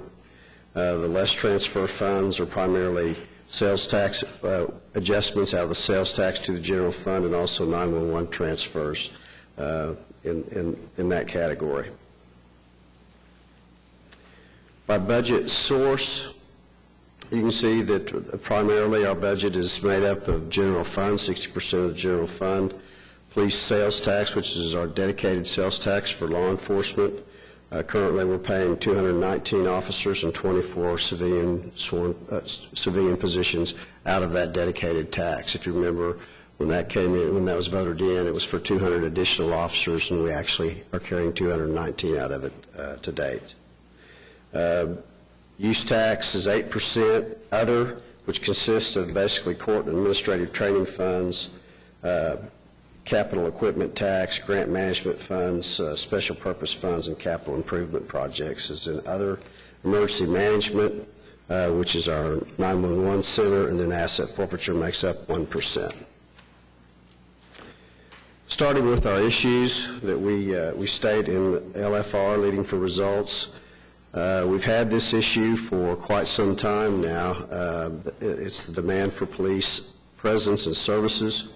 The growing demand for police presence and services, coupled with increasing scope and complexity of police investigations, if not adequately addressed, will result in slower response times, increased crime rate, and a reduced percentage of crimes solved, decreased citizen satisfaction with our services, and also decreased traffic enforcement. And then we'll go into some of our strategies for the demand for police presence. We want to continue to use overtime programs to address high crime areas. I know that I've talked with most of you about it, but a lot of some of our salary savings and some of our vacancies, we're now using those funds because obviously we can't get those positions hired for several years. We're using those funds to put officers in the field in high crime areas, and we think we're going to see some reduction, and we'll talk about that a little bit later in the budget. Increased traffic enforcement. We try to do a lot more traffic enforcements with dedicated, targeted areas where we have problems, school zones, those types of things on our overlap days where we have most of our officers working. And if we have more than we need, then we'll actually assign them to work traffic specifically for the enforcement of that. Increased personnel and investigations, operations, and community-based programs. That's all about adding police officers and resources. And Chief, could I ask a quick question? Sure. Would you mind just clarifying, you made a comment related to using overtime to plug into areas where we perhaps don't have positions filled, and that it's difficult to fill all of those positions. Could you just clarify the training process and why that is complicated? Well, it takes, our training class is about 6 months. That's classroom is about 6 months. Then you have another 4 months after you get out of FTO training, about 4 months or so before they're actually out on their own. So in reality, it takes almost a year before you can get that officer out in the field on their own taking those calls. Now, after the class, after 6 months, they're out working and taking calls, but they're riding with a field training officer. So it's a process. It doesn't happen overnight. And, if as we've discussed before, part of the problem is we didn't have a recruit class for 2 years when our economy wasn't doing so well, and we did not hire new officers. So we got behind the curve a little bit. We had as many as 118 vacancies at one time. Well, you can't catch up overnight. So But you're running 2 classes a year now. 2 classes a year. We can put about 50 in that class, a little over 50. Just for an example, we actually started with 56 in this current class, and we're down to 48. So we lose a few, obviously, for various reasons, and we just expect that. Great. Thank you. Next slide. The demand for police presence by 2018, police presence and services will adequately increase while maintaining the level of core services citywide, as evidenced by, and these results are results of surveys, and there are surveys, we've been doing since about 2005 or 2006, and where you see the target, those targets are what we were doing in 2005 when we started the LFR process. And so we've maintained those targets. We don't want to do worse than what we were doing in 2005. And at times they've slowly dropped, they've gone up and down. But if you see currently feeling safe or visiting downtown, in 2011 it was 43%. We went up 1% in 2012 to 44%. But our target is still 55%. Feel safe citywide. We've stayed everybody feels about the same as we did, in 2005, 7 or 8 years ago. And satisfied or very satisfied with quality of police services, 70% in 11, 68% in 12, and our target is what we're doing in 2005, which is 72. So we've pretty much maintained that over the years with police services and satisfaction. And if you compare those to some of the national levels, overall satisfaction with your police department is a lot higher than it is in most major cities.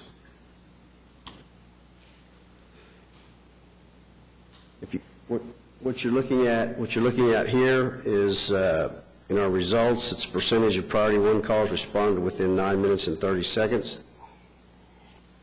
Again, our target's 90%. It's pretty high. I think that's pretty optimistic. We set that target when we started LFR. We had a target of about 72%, which is what we were doing at the time, and answering calls in 9 minutes and 30 seconds. Now that 9 minutes and 30 seconds includes the time that dispatcher picks up the phone, processes the call, and gets it to the officer, and that usually takes a little over 2 minutes. So the remainder of that time is the actual time for the officer to respond once he gets the call, which is right around 7 minutes. But we're doing that. We're answering all those calls within that time frame. No greater than 9 minutes and 30 seconds, 70% of the time.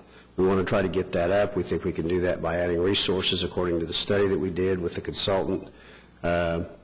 He felt like, and things that he's seen across the country, we should be trying to do 90%. With a city 620 square miles, that's probably pretty challenging for us regardless of how many officers we have. But I think with the addition of officers like we've been doing for the last couple of years or like you're anticipating doing this year, we're going to slowly see that improve. I'm confident. Not confident we can hit 90%, but I think we can get up in the 80s. Investigation clearance rates, persons crimes, the UCR, to explain the UCR, that's what we file nationally with the FBI. We file it through the state provides that statistic to the FBI so that all cities are reporting basically on those same crimes.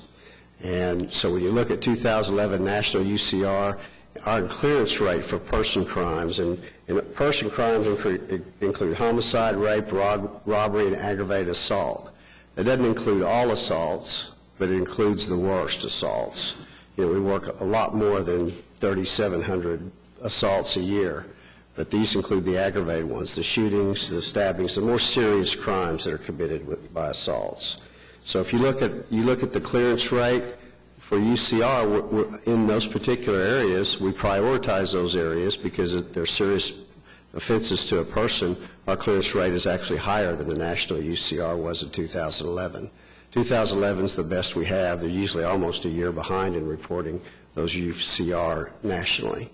So, but in 2012, our UCR was at 52%. Property crimes, where our less priority is because of staffing issues that we've had in the past, we've put most of our priorities in person crimes. Our clearance rate is only 12% in our UCR, where the national average is 18.6%. Now, the LFR stats that we show, we include all crimes. And a good example is if If it's a larceny, if it's a serious larceny over a certain amount, those are larcenies or crimes that we will actually report in our UCR, but we report petty crimes. So what you're seeing on the right side with LFR is all of our person crimes and all of our property crimes. And if you look at that, we've stayed our target 67%, and our actual right now is 67%. So we've pretty much maintained that for our overall crimes against person and property crimes.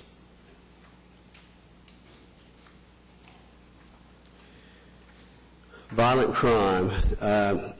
This year, we actually, I know we meet every other year to go over LFR and make changes, but we felt this year that the violent crime issue from last year and the continuing trend of violent crime to go up, aggravated assaults, really needed our attention immediately, and we wanted to include that in our LFR. So we actually, this is one of the changes in LFR this year.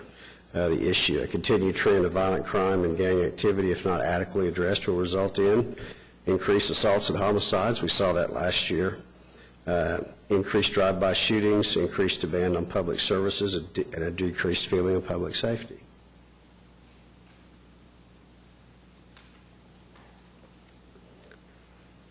The strategies, some of the strategies that we're doing, obviously we want to increase police presence and enforcement in strategic areas, and we're doing that, like I said before, using some of the overtime from our salary savings from positions that haven't been filled. We also want to continue our efforts to reduce crime through our community-based programs, and we'll show a few of those here later on in the budget.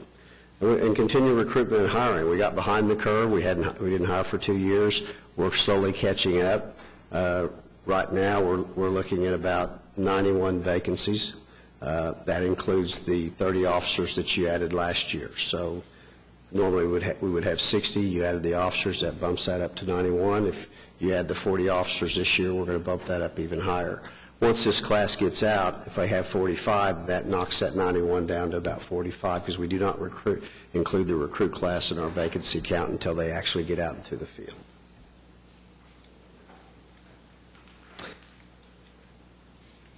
And a lot of the initiatives, it's not just the overtime. We also, in the summertime, when gang activities pick up, we actually pull a couple officers from each division and put them full-time on a gang initiative to help supplement and support those areas where we have more problems, because those activities do go up in the summertime.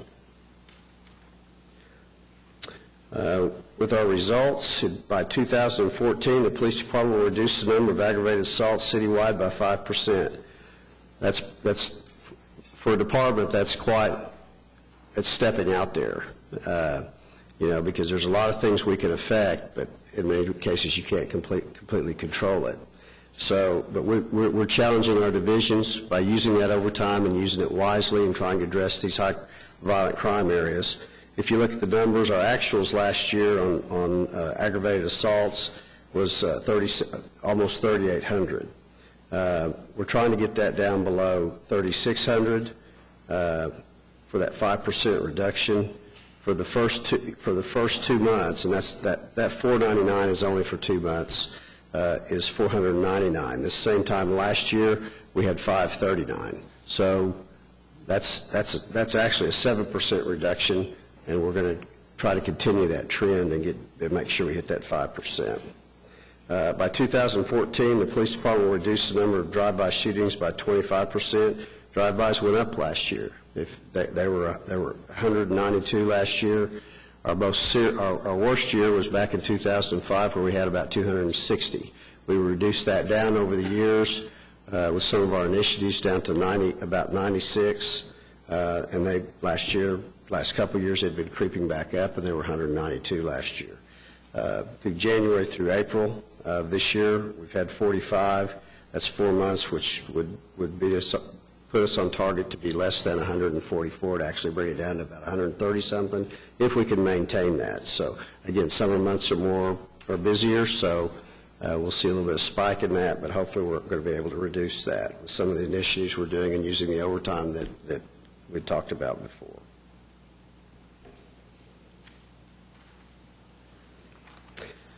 And the next is a chart, and you've seen that earlier this year when I gave the presentation that coincides with the council's initiatives. or priorities. And this is what I've talked about before. This is what I worry about when we talk about homicides. Everybody was upset about homicides last year. If that keeps up year after year, then I'll be concerned about it. And I am concerned, don't get me wrong. It's just that 1 year is not a trend. This is a trend. 2000 to 2012 is a trend. And obviously, as your aggravated assaults go up, your homicides are going to creep up also. That's because all a homicide is a serious assault with the worst outcome. So this is concerning. This is what we're trying to reduce by 5%.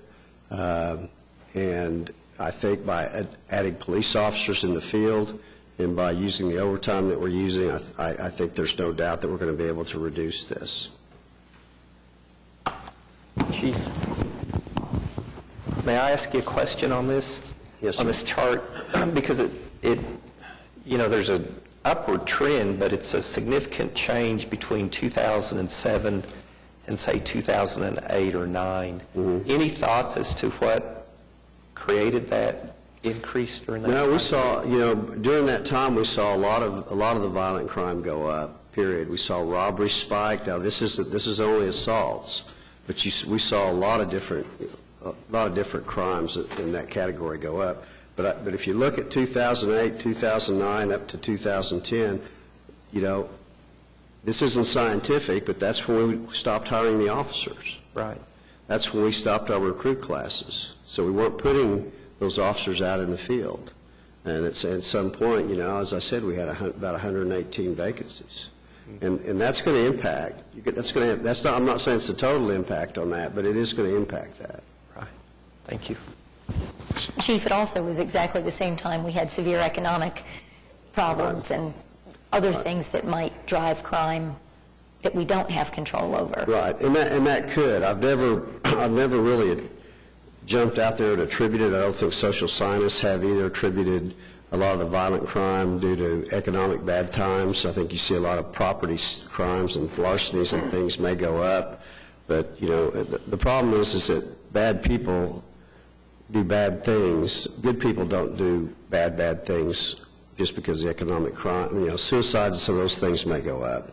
But as far as assaulting others during bad economic times, the bad people do bad things no matter what. Good people usually are not bad people because it's a bad time. So there's things that they may do to survive, like larceny and those types of things. But Chief, we put in a hiring freeze at that time. There are other cities that eliminated positions. Did they see the same spike in violent crime that we did? No, actually, during the time that we saw an increase, they were still seeing a decrease in violent crime. So why would you relate it to the reduction in force? Well, what I did was I went back and looked at a lot of the major cities, and even though a lot of those major cities, now some of the cities, they made reductions but didn't actually make those cuts. A lot of the cities put those positions back in, kind of like we did the same year they made the cuts. So a lot of them didn't actually lose a whole lot of officers. They didn't fill vacancies. But if you look at, I went back and had my staff look at peer cities and other cities on hiring.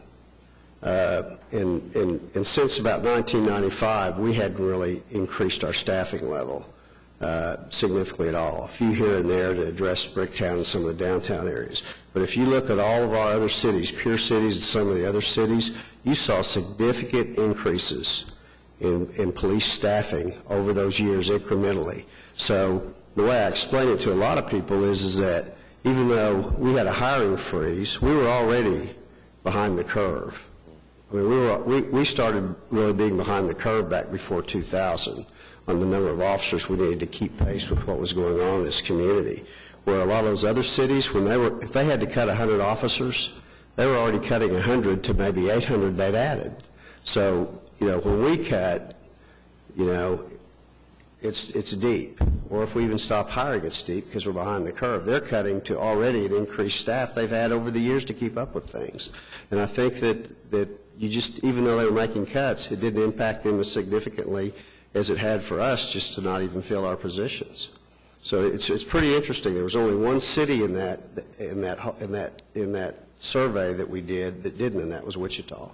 Wichita was the only one that actually had less officers over the last 15 years or so.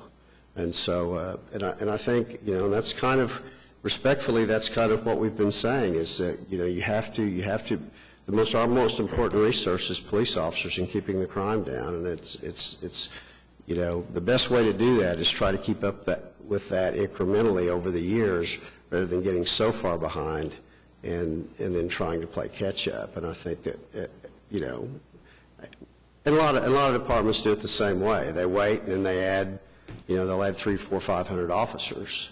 But if you look at those cities, I think that explains it to me, because when that issue came up, I wanted to know, why is it they can make cuts and their crime rates still, well, their cuts were pretty minimal compared to the number of officers they'd added over the years.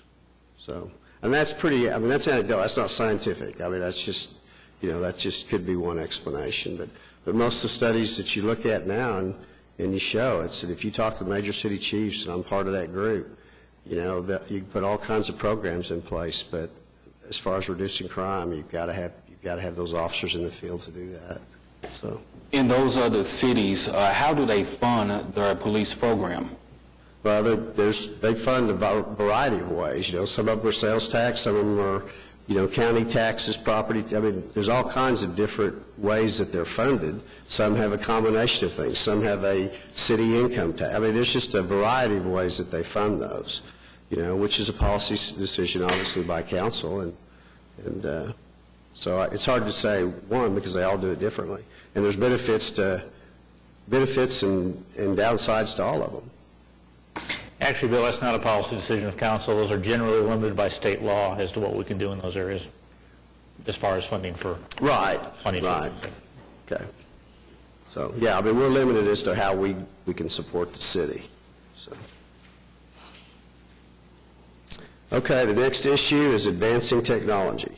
Increased use of advanced technology in the commission investigation of crimes, if not adequately addressed, will result in increased time and response requirements for investigations, unsolved crimes, increased crime rate, decreases in satisfaction with police services. And our strategies on this, a couple of them are increase the number of digital media examinations by 100% to 208 by 2015. And then to also do 100% of all DNA cases submitted will be analyzed.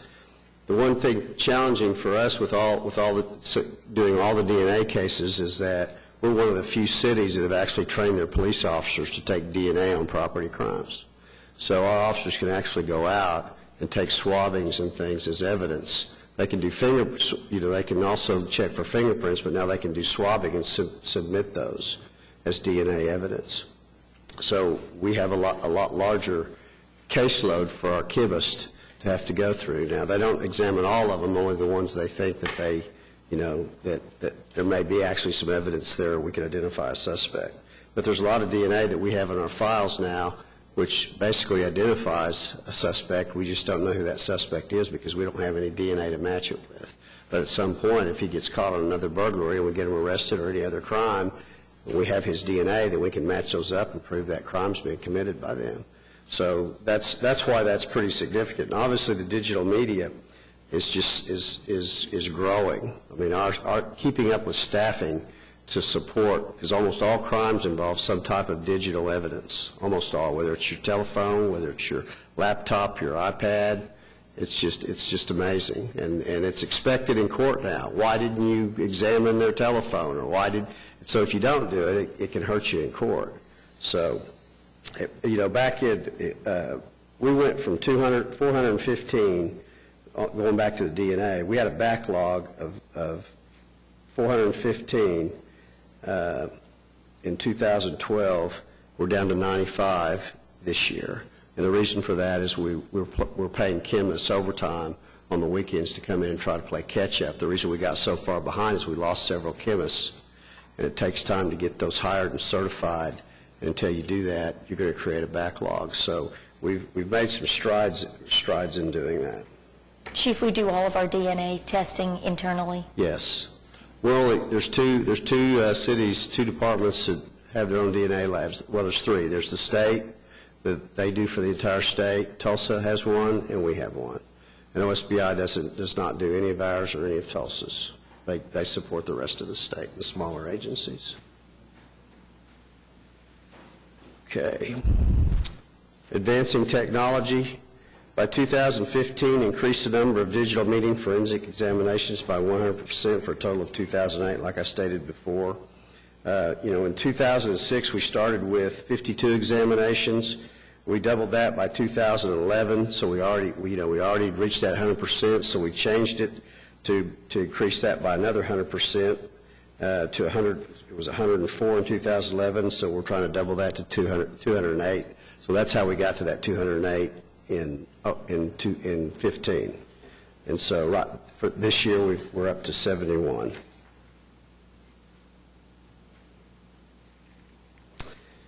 Metal thefts, still an ongoing problem, still an issue. And the issue here is that the continuing trend, if not addressed, will result in increased perception of crime, demand for city services, and a decreased feeling of public safety.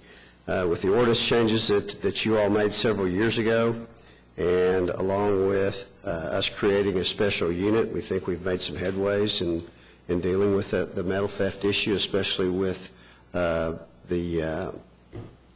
dealers, the individuals, the recyclers that are purchasing metal. So our strategies is continue to use the metal theft unit to improve tracking. That metal theft unit has been up now full-time for about a year and a half. And so we're doing a lot more proactive things and going out and actually checking our recyclers to make sure that they're not, because they know, they've got a pretty good feeling if they're purchasing stolen metal, property or not. They have a good idea. So the things that were put in place with the ordinance to help make them accountable, I think is having some impact. We want to increase the quantity of metal theft investigations that we present for prosecution, and we want to coordinate with those recyclers, like I was saying before, to be applicable with the law. And if you look at all of our results here, everything's pretty much in line with what we're wanting to try to do. Suspects arrests were 64 in 12. They're 55 now, so we'll be over 64. Charges are already at 91, so by the time that fiscal year gets here, we'll be well over 96. Our compliance checks is the most significant change since we have had the unit in full-time. We had one in 12 because we essentially didn't have a unit. We had one person that did it part-time. Now we have two, so we have 132 checks on our recyclers that we do, which keeps them on their toes and hopefully makes them comply more with the law. Chief, can I ask you a question? Just because this continues to be so common in neighborhood association meetings, and can you remind me at the recycling units, if someone comes in, is there video of everyone who comes in and presents copper? They have to take the ordinance and state law requires them to take a picture of their driver's license and have a driver's license and ID, and take a picture not only of the driver's license but of them, not video but of them. They have to have the equipment to do that. Also, a picture of the tag on the vehicle that's brought it in. And so there's other requirements. There's actually a no-buy list, things they can't purchase, unless they're a licensed dealer. For instance, Joe Blow can't just come in and sell a catalytic converter, that's been cut off a car. A car dealer or salvage dealer who has a license to do that can. But they've got to show they have a license, and now everybody has to sign an affidavit to show that this was not stolen, so then you have another charge on them to hold them accountable where they did actually sell that property as not stolen property. And there's some other things. It's a pretty long list of requirements, but there's a lot. They have to keep a list. They have to allow police officers to come in and check that list, come in and check their property. They have to hold property, certain types of copper and things for a certain amount of time. If we go in and we say, I want to see this, it was sold on this date, and they don't have it, then they can be cited because they have to hold that property for a certain period of time for us to be able to try to identify if it was stolen or not. So there's some things there. There's some other things that the The Recyclers Association for the state of Oklahoma have tried to make some more changes this session. I think a lot of them died. I don't think they got through as far as licensing, sellers and those types of things. But there are some other things that actually the recyclers themselves are trying to push to make it a lot tougher and help reduce those thefts. Part of the problem is that Oklahoma City may have an ordinance and the state has it, but the city has to kind of adopt that as an ordinance to be able to address it at the local level, and a lot of cities don't do that. And there's some surrounding states that don't. So you could steal the property here and drive down to Texas or drive someplace else that may not have that requirement and sell that property there. So if that grows, as it grows, and you get more laws put in place by the states, then it makes it much more difficult for them to. But what it has done, I think, is reduce the mom and pop fly-by-night recyclers, the ones that come in from out of state, set up shop for the weekend, put an ad in the paper. I haven't seen one of those in a long time, and say, we buy catalytic converters, we buy these. Well, then all of a sudden we have a rash of thefts of catalytic converters because some guy's in here for the weekend, purchases them, and then he takes them to wherever out of state and sells them. So the laws have definitely affected that. Okay, budget changes for 14. One thing that we tried this year was it was taking an average of 41 minutes to book a prisoner into the county jail. Sometimes it was taken on the weekends 2 hours, 2.5 hours, which takes an officer off the street for a significant amount of time. So we worked with the county that we funded some additional personnel to actually receive our prisoner at the county jail and do the whole booking process. The county would do it. We'd fill out a certain amount of paperwork. They still have to make their reports, but they don't have to wait in line to get them booked through that window. So what it actually did, the pilot program that we ran, reduced the booking time from 41 minutes to 18 minutes. We estimated an annual savings of 9,400 officer hours, which means those are 9,400 hours that they're back out on the street, not sitting in the jail trying to book somebody. So we feel like that was a huge success, and what we're planning on doing is rolling that contract. So it'll take us about $150,000 a year, but we think that's beneficial to us, and roll that into the jail contract so that we can continue that program. And the officers are real happy. They don't want to sit in the jail. They want to be out on the street, yes. Chief, a suspect who's apprehended in Canadian County gets booked in the Canadian County jail system? No, they're booked in Oklahoma County. So we bring them down here so that the same time savings are involved. All prisoners that are arrested in Oklahoma City go to Oklahoma County. And it's responsibility of Oklahoma County and Canadian County to transfer that prisoner to Canadian County. And then we have the Ambassador Program. The Ambassador Program itself is a little over $300,000. I mean, all of us, it's been a great program. Chief Berry put that in place when he was chief. It's been a really successful program. You see him downtown. It was always funded out of our Justice Assistant grants. This is when we started it as a pilot program, and it was continued to be funded. Last year, the city took over half of it, and this year we're going to put the other half in the general fund because it should be being paid for out of that versus a grant that was there just to support it as a pilot program. So that's the other half of the $300,000 that it takes to fund that program. Chief, while we're on the jail, can I just ask you, we're getting very close to when media reports indicate that the county is moving towards perhaps a sales tax to address their jail issue. And we'll have to see what the DOJ says and what the actual proposal is, but things floated would be building a new jail perhaps as far as 10 miles outside of downtown, maybe having a half-cent sales tax for 10 years. Some of that might be permanent for personnel, for police force. Can you talk about what that would do to officer hours?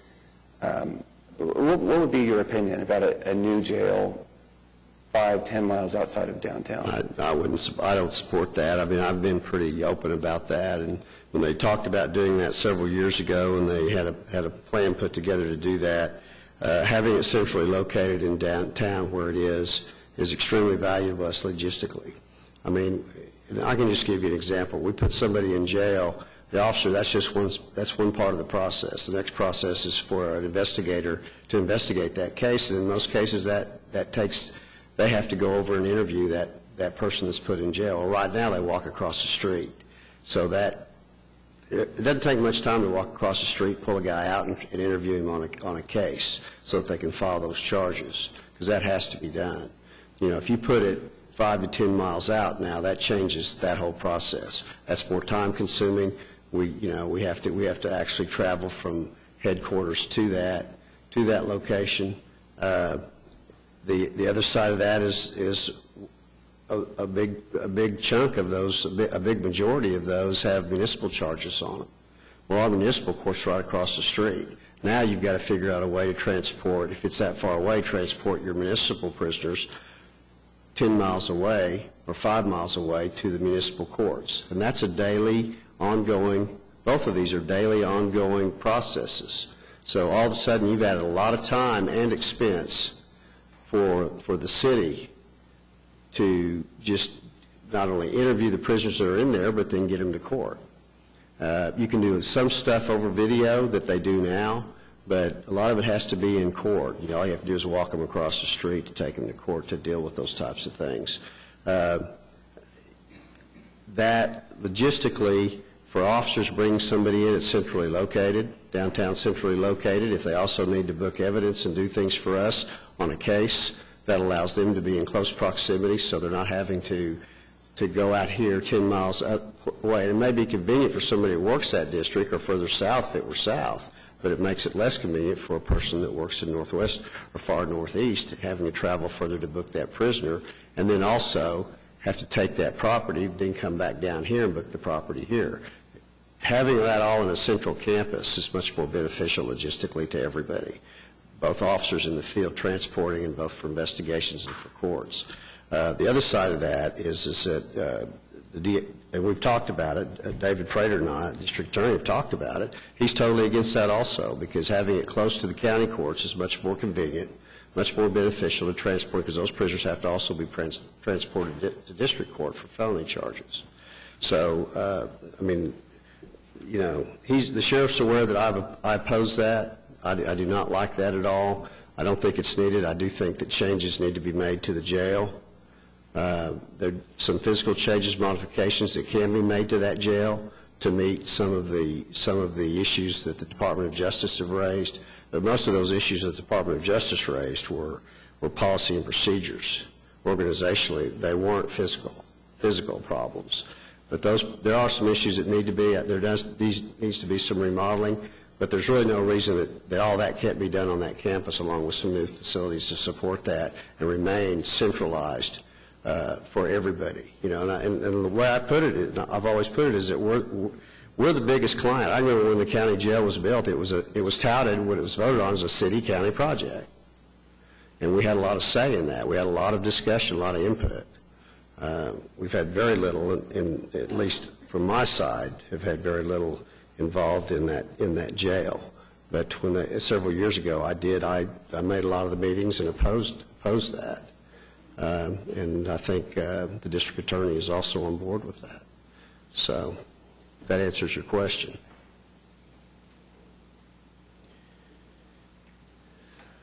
Okay, program improvements.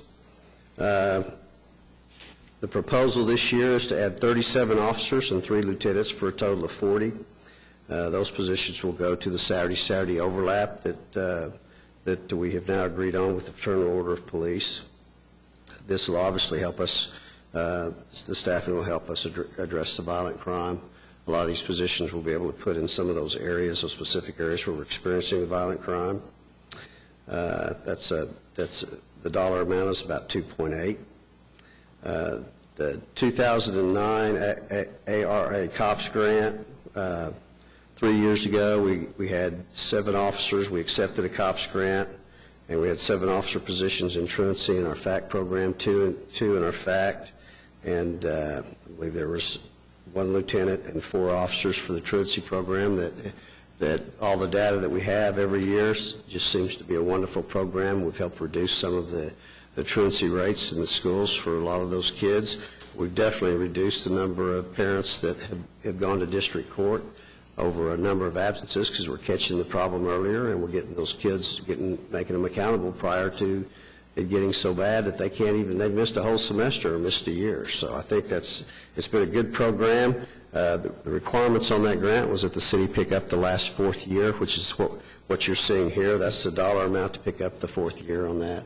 And then after that, a decision will have to be made to continue that program. The timeline, just so you know, for the additional officers, if the 40 officers are added this year, you're looking at a total of 70 officers for that Saturday to Saturday, because the positions that you're actually adding will go to that Saturday overlap. A total full staff will be 72 officers, so we'll be a couple officers short, but we're still a ways out of being able to get those officers hired.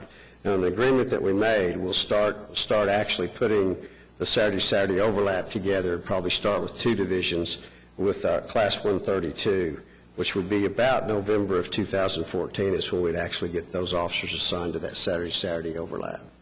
And we'd probably start with 2 divisions because that's probably, we won't have enough to do all 4 divisions at the same time. And then in Class 133 is when you'll start. If you add the 40 positions this next budget year, then the class right after that, you will actually see the remainder of the 30 officers that you gave us last year, along with a certain amount of this year, 40. It won't be the whole 40, but it will be a certain amount. Will also be in that next class, and then we'll be looking at having them out on the street by July of 2015. As again, it doesn't happen overnight because we're still trying to also fill vacancies and making up for what we didn't have previously. Chief, your current overlaps, just so people understand and clarify, the current overlaps are Tuesdays and Wednesdays. Tuesday, Wednesday, Thursday. So those are the times that we have the most officers on the street, or Correct. Tuesdays, Wednesdays, and Thursdays. Correct. So this move to a Saturday overlap, which is new, will allow us to start putting more officers on the street on Saturdays. Right. The majority of our crimes, and a majority of our serious crimes occur on Friday and Saturday. So the idea and what the staffing study basically said is that you need most of your officers, the peak times you need the officers out there are going to be Thursday, Friday, and Saturday. So this is kind of the first move we see Yes. to getting more officers on the street during those peak Correct. times. Absolutely. Thank you. So, and as we continue to add officers, the idea would be to try to create that Friday overlap. And we've had some informal discussions with the president of the FOP, and so I don't see any issues and problems with that. Mm-hmm. Quick question, Chief, in regards to the 2009 ARRA COPS grant. What ways are you all working to try to sustain the program after this fiscal year? Well, the only way to sustain the program is to have the dollars to fund them. It's all positions. So, and I assume if they're able to find the dollars this year, that those same dollars that are being dedicated to that will probably be included in the budget for next year, as long as we want to retain those positions. What we're doing is moving it off the federal grants and into the general fund. Right. Excellent. Thank you. Mm-hmm.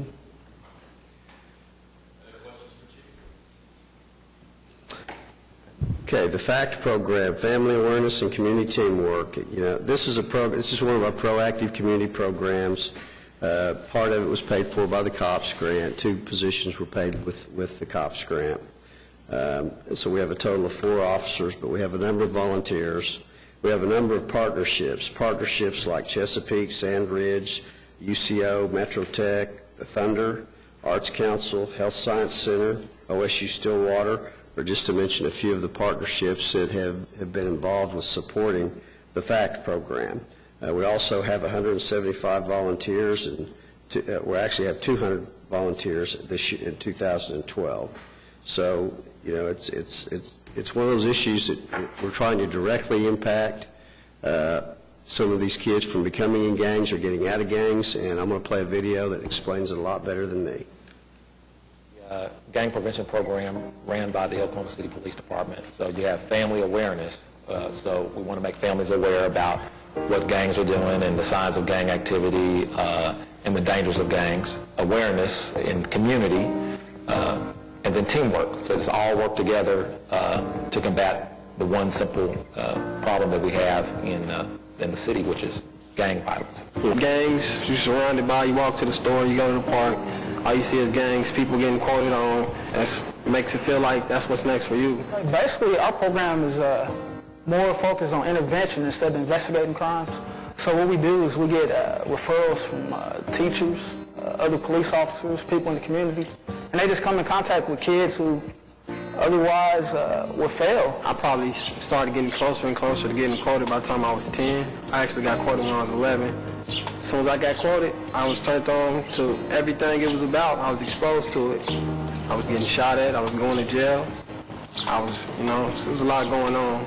And it was crazy. I think an 11-year-old going through all that. And if they didn't have some kind of positive caring adult in their life, maybe an officer stops a car full of gangbangers and they run everybody, and it's one kid in the back seat that just seems out of place. They'll refer that kid to us. He was pretty much out of control. He was not coming in curfew. He was messing up in school. He had become what would be considered an active gang member. Like the road I was going down, it really could have went all bad for me. I don't think in my mind I didn't realize it. And we'll sit down and let them know, hey, we've noticed this happening. We've noticed the change in the behavior. We know that based on what we're seeing, these consequences are going to happen to you sooner or later.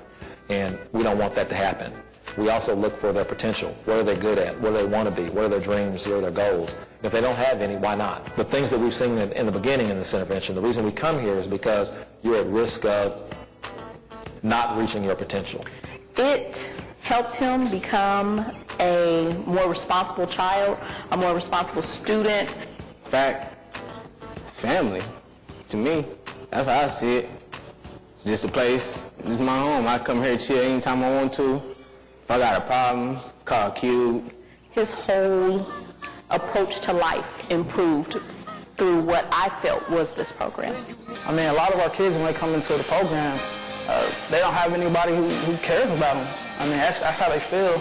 They feel like it's me against the world kind of type deal. So we let them know that they're not perfect. They're going to make mistakes, but we're on their side. And we want to help them to overcome those obstacles and become better people. They stop locking up people like me to help people like me. So that's a big step. This is a wonderful program to support. This is a wonderful program to come out and volunteer with. And by all means, we need to come together as a community to continue to support this program so that they can go out into the community and support the children. The mother, you talked to officers that had arrested that mother's child numerous times, said he would be dead right now if he hadn't been in the program. It was that serious with him. So it's one success story that's obviously FACT contributed to changing that young man's life. Police Athletic League. Another one of our prevention programs is staffed with 1 lieutenant, 4 officers, and 3 non-sworn.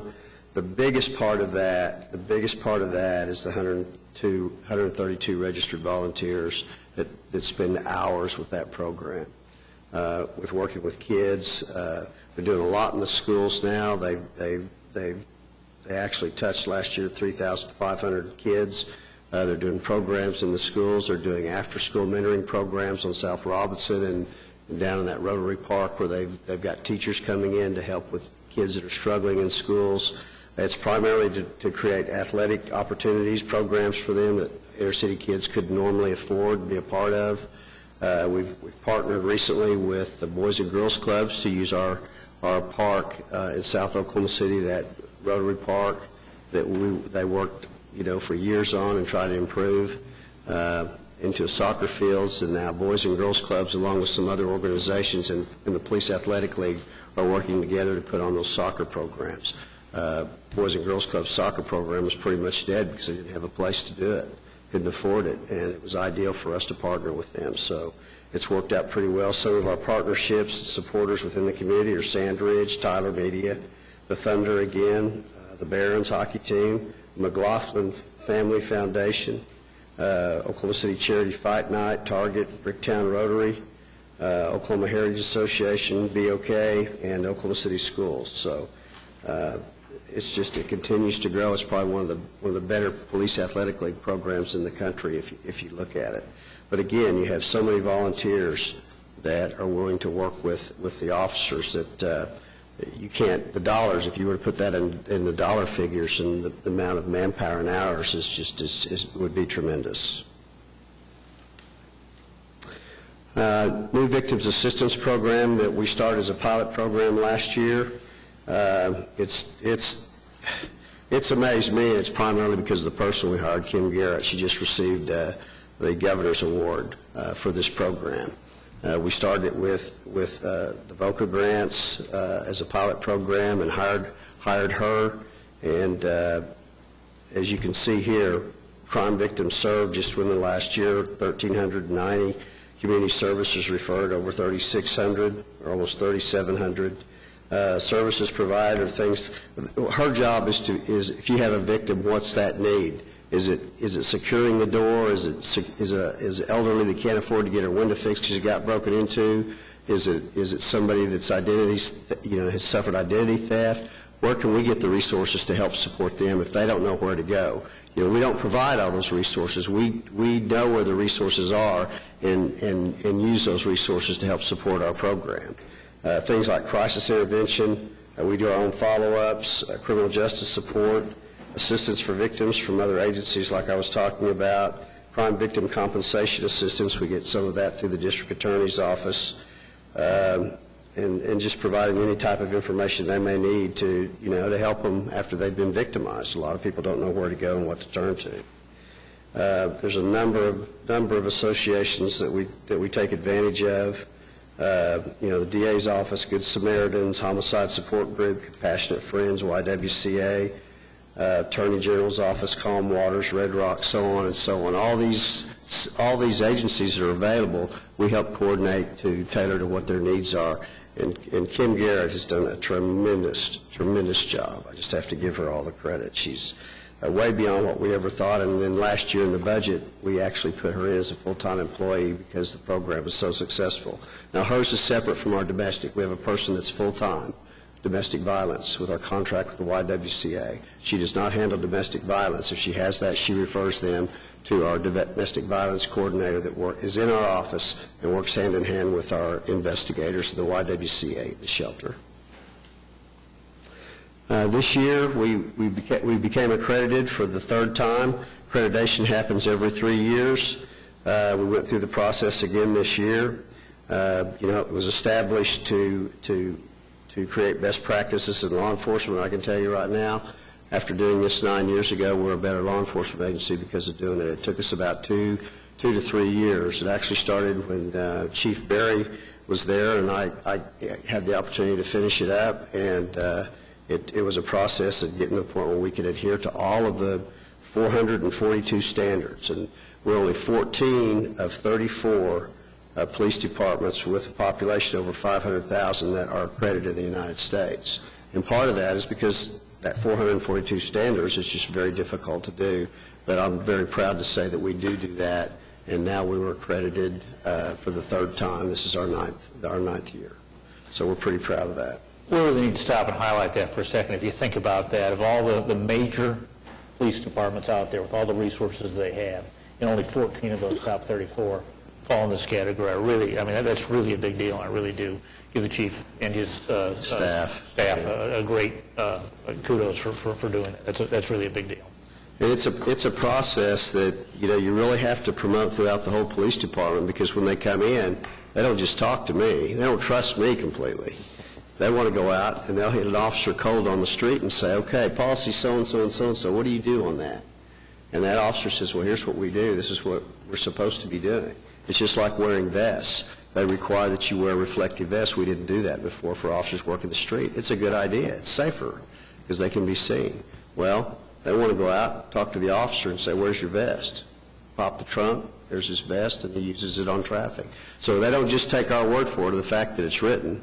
They actually go out in the field and they want to see. They want to, so, and we've done very, very well over the last 3 years, and the staff has worked very, very hard in doing that. Pretty proud of it. The new police headquarters building, construction should begin in October of 2013. That's what it's going to look like. The completion should be in fall of 2015. They said it'll take anywhere from 18 to 24 months.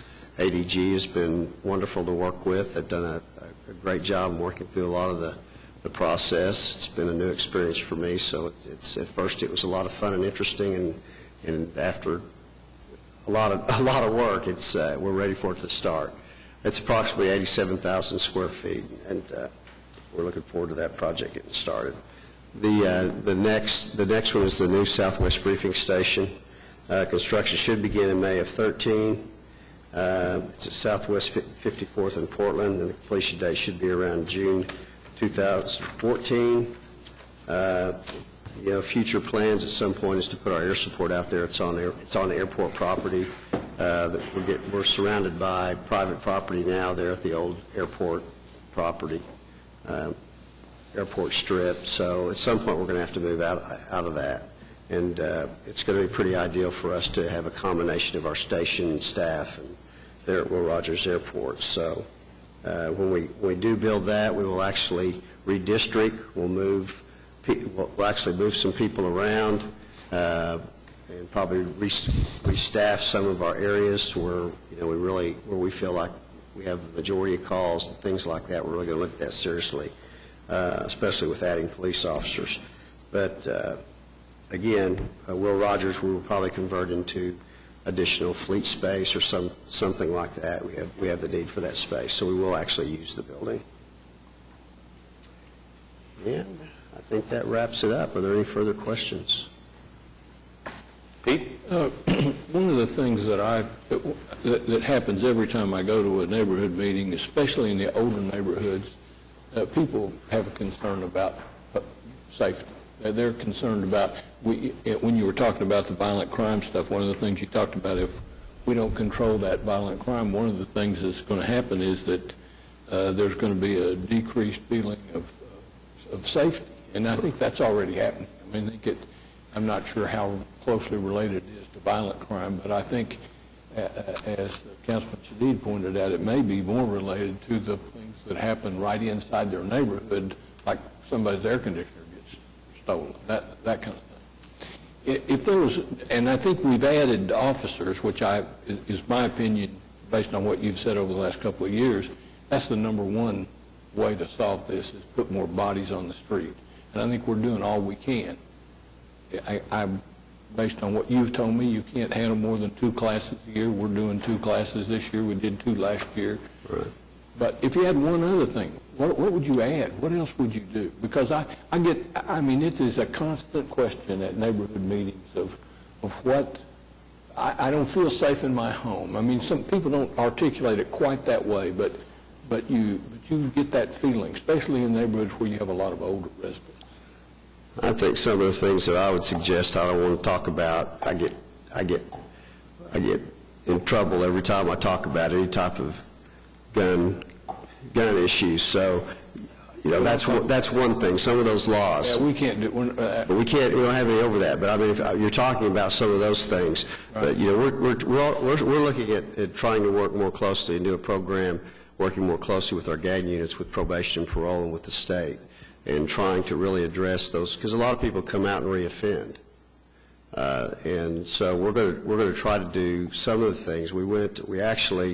Our staff went to New York City. I can't remember the name of the college, Jay's College in New York City, and talked to one of the experts that has really, his name's Dr. Kennedy, who has built programs around reducing violence in a lot of other cities. I think a lot of the things that they do are good that I'd like to adopt, and one of those is working more closely with the state probation and parole and trying to identify those people and watching those people and putting them on notice, because a lot of them reoffend. And then a lot of the older ones, especially in the gang community that are generational offenders, come out and encourage, that violence. So I think there's some things we're looking at trying to do and implement this summer that really it won't take any other additional dollars. It just is a different process in working with some of the other agencies. Well, I noticed when you were talking, I noticed a degree of kind of enthusiasm for some of the programs like PAL and some of those programs. Would put more money into those programs? Yeah, but I think yes, I'd say yes. I think, the part of the problem with our inner city youth is just having something to do that's healthy. I mean, that's not rocket science. It's been said for a long time. And a lot of the inner city kids are starving for those types of activities, and not all of them play sports. There's other things that they may want to do, and those activities need to be provided. But the schools, I can remember when I was a kid growing up in elementary schools, elementary schools had baseball teams, and we played other baseball teams, and parents came, and it was all, you don't have that anymore. You don't have, those sponsored activities that didn't cost very much, but provided a really healthy activity for kids. And those kids are starving for that, and just to be something to build their confidence and to be around positive peers is the biggest thing. So they're not migrating to gangs and those types of things. And it's, that's difficult to do, because most of these kids a lot of the inner city kids are living in lower economic, neighborhoods, and maybe have a single parent and don't have as much support. And it almost, it's almost incumbent upon us anymore to try to provide that support that used to be provided by parents, because I don't think you can change that. So, I think having those inner city programs and but a lot of that shouldn't be the burden of the municipality. It should be, there's a lot of people out there that want to partner and fund those types of activities when it comes to kids. And the reason PAL's so successful is a lot of those companies and things like partnering with the police department, because we're stable. We're a stable entity. We're a trustworthy entity. We're going to be here for years and years to come, and it provides some credibility for some of those programs. And I think that's what's happened to PAL, because it's been very successful. As I see this time in the budget sessions, you have everybody around this horseshoe focused on adding police officers, and I think probably to a person around this horseshoe, we're all committed that this aspect of public safety is probably the most important thing we have going on right now. And I think if you've got another idea, now's the time to talk about it. The winds change occasionally, but I think this is an opportunity to try to face it, because all of us, I think, as we go out to neighborhoods, are faced with those kind of questions that we don't have really good answers for. Right.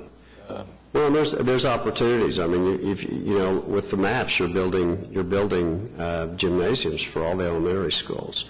Good opportunity for after-school programs, and we've talked about, at least through the Police Athletic League, to help partner, because the schools right now, we're going into a lot of the schools and doing athletic programs. They want us in there to provide that, and there's some opportunities there for after-school programs. You've got them while they're in school. It's when they leave that classroom, do they have something that's going to be. Has any thought been given to a partnership with the counties, like with the county sheriff in Cleveland County, Oklahoma County, Canadian County, to take some of the burden of the criminal investigation piece? I've always thought that if there was a way that you could, it's really important in my area because it's so spread out, to have an officer come to a home burglary or that happened during the day, and the people get home and find it. They're very upset when it takes 3 or 4 hours or 2 days for somebody to come look at it.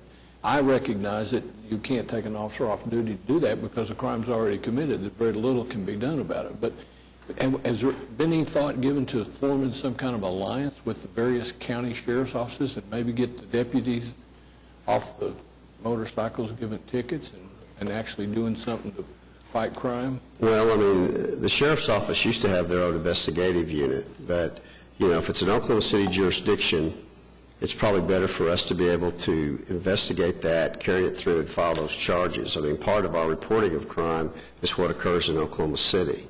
Part of that, too, is having some consistency in those investigations and having control over it and accountability of those investigations where, you know, as a major police department, I don't have control over that. I don't have control over the training of the county officers. I don't have control over, you know, what they do and don't do. And so you have a lack of consistency. Interlocal agreement of some kind? Pardon? Couldn't that be solved with some kind of an interlocal agreement that would... we've had task force before. I mean, you can tell you right now, the gang task force that we used to have in the street used to be comprised of county and Oklahoma City. And we've had those before. You know, the commit program now, the highway interdiction program for drugs and traffic and all of that is right now is a joint county Oklahoma City program. So there are things that you can partner with, but again, you know, there's some things that probably it would be beneficial and some things it probably wouldn't. I know from personal experience that the investigation that occurs a couple of days after the break-in is destined for fingerprints, just trying to figure out what time it probably happened and taking a list of what happened.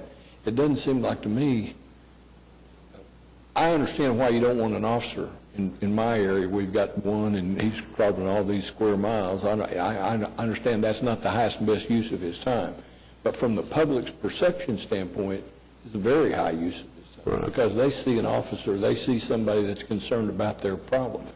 I can tell them when I'm in a neighborhood meeting, well, they have higher priority things to do. That doesn't really cut it much, I can tell you. And I believe it. Believe it. But I just think we've got to find some way to... And if that car, for instance, that comes is a county sheriff's car, that goes along with the idea of the take-home car program. I mean, there's a presence involved in seeing a police officer there, if it's at 5:30 in the evening or whenever it is. That's a value to that in terms of the public's perception of their own safety. And I just like you're the expert, but it seems to me that there are things that could be done to better utilize the resources that are out there, and many of those resources appear to me to be county resources at this point. Well, the county doesn't really have a whole lot of resources, for one thing. I mean, and you said 2 days. Hopefully, if it's 2 days, I need to know about it, because we can get there quicker than 2 days, but... Well, it's been a long time since I've broken it. I know. So, I mean, maybe 2 hours, but I doubt that'll be 2. But even if it's 2 hours, if it's 10 minutes, if the crime has already passed, I understand why that's going to rank way down the list of things that they ought to be doing. Somebody ought to. Well, with adding the suggestion, if I may, the Hefner Division has a community relations officer who's outstanding, and in a lot of cases, when I answer the question, the citizens say, it's a politician up there. But a police officer standing up there in uniform answering these kind of questions makes a tremendous difference in the perception by the neighborhood association. I think that's right, except that when it happens to you, that you're going to forget that. Well, I think adding... That's true. I've done that, too. I mean, adding the officers and getting to a point where we can add the officers... You know, I mean, the stuff we've come up with, and I talked to the city manager yesterday, that number of 268, based on basically recalculating and updating all the information from the staffing study. And that 268 recommendation would be minus the 70 you've added over the last 2 years, so you're looking at about, a little less than 200, because you've already added that. If you get those positions and more officers on the street, you're going to see a reduction in those response times. We look at violent crime as our priority and responding to it within 9 minutes and 30 seconds. But if you're doing better responding to those and having more officers on the street, you will also increase your response times to those areas. I mean, it's what that would be, I can't completely say, but it would be better. Plus, you're also going to see, with 620 square miles, you need that visibility. But at any one day, the county only has about 8 or 9 officers driving around in cars on the street. That's not very many. So, as far as having county, we do some things in training and cooperation, mainly on special type of units, bomb squads, those types of things. But as far as responding to it, they don't have the manpower. And don't take what I said as a criticism, because it's not. Right. I understand completely why the priority system's the way it is. I believe it. But it is a growing perception problem, and I think we've got to find some way to wire around that. Okay. Larry? Just a quick commercial and see if I'm on the right track. We have three of the community relations officers that Councilman Ryan was talking about. I'm familiar, LaRussa, Epperly, and Burkeen. I don't know who is in Spring Lake, but I've heard good enough to those, and the Yoda, supposedly, of community relations officers, had a great article in the paper, Sergeant Epperly. I've heard him preach a number of times one of the biggest deterrents to crime that we have, and one of the best ways to fight crime is through neighborhood patrols and neighborhood involvement. And I think this is a time that we all ought to get together and encourage the neighbors to organize neighborhood associations if they don't have one, get involved in neighborhood patrols or neighborhood watch, whatever you want to call it, and be the eyes and ears for the police, who can't be everywhere, even with the additional officers we're putting out there, can't be everywhere like the neighbors are. Right. No, I totally agree with that. I mean, I tell people police don't solve crime. It's citizens that solve crime. We get our information from citizens, and they solve the crimes. They get involved. And those neighborhood associations that are very active have done incredible jobs with helping clean up some of their neighborhoods.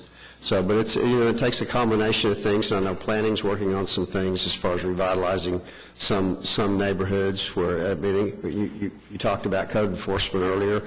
One of the most valuable things we saw when we did the weed and seed programs, where we actually did make a difference in a lot of neighborhoods that we were in using that grant funding.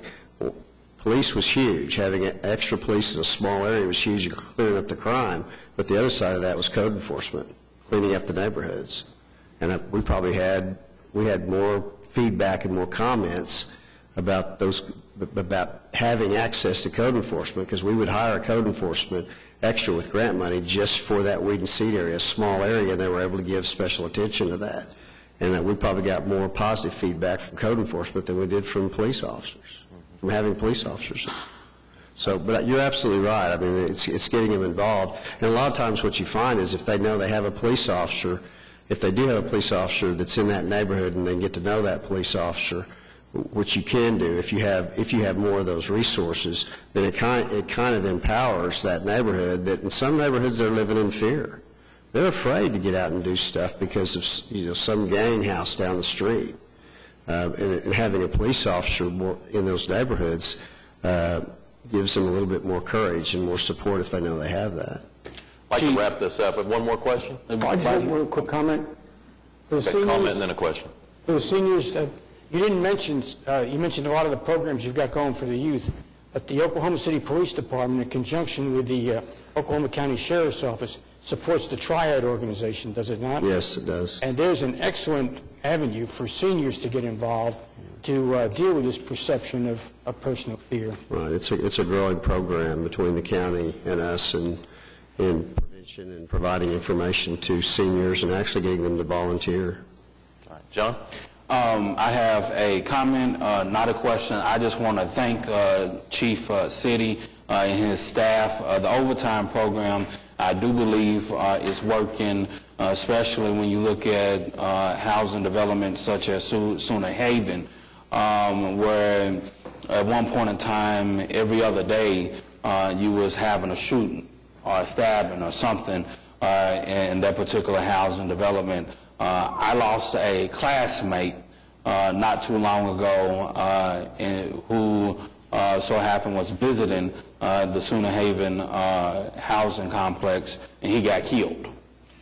So I see crime all the time. I know what it's like to wake up 2, 3 o'clock in the morning to hear gunshots.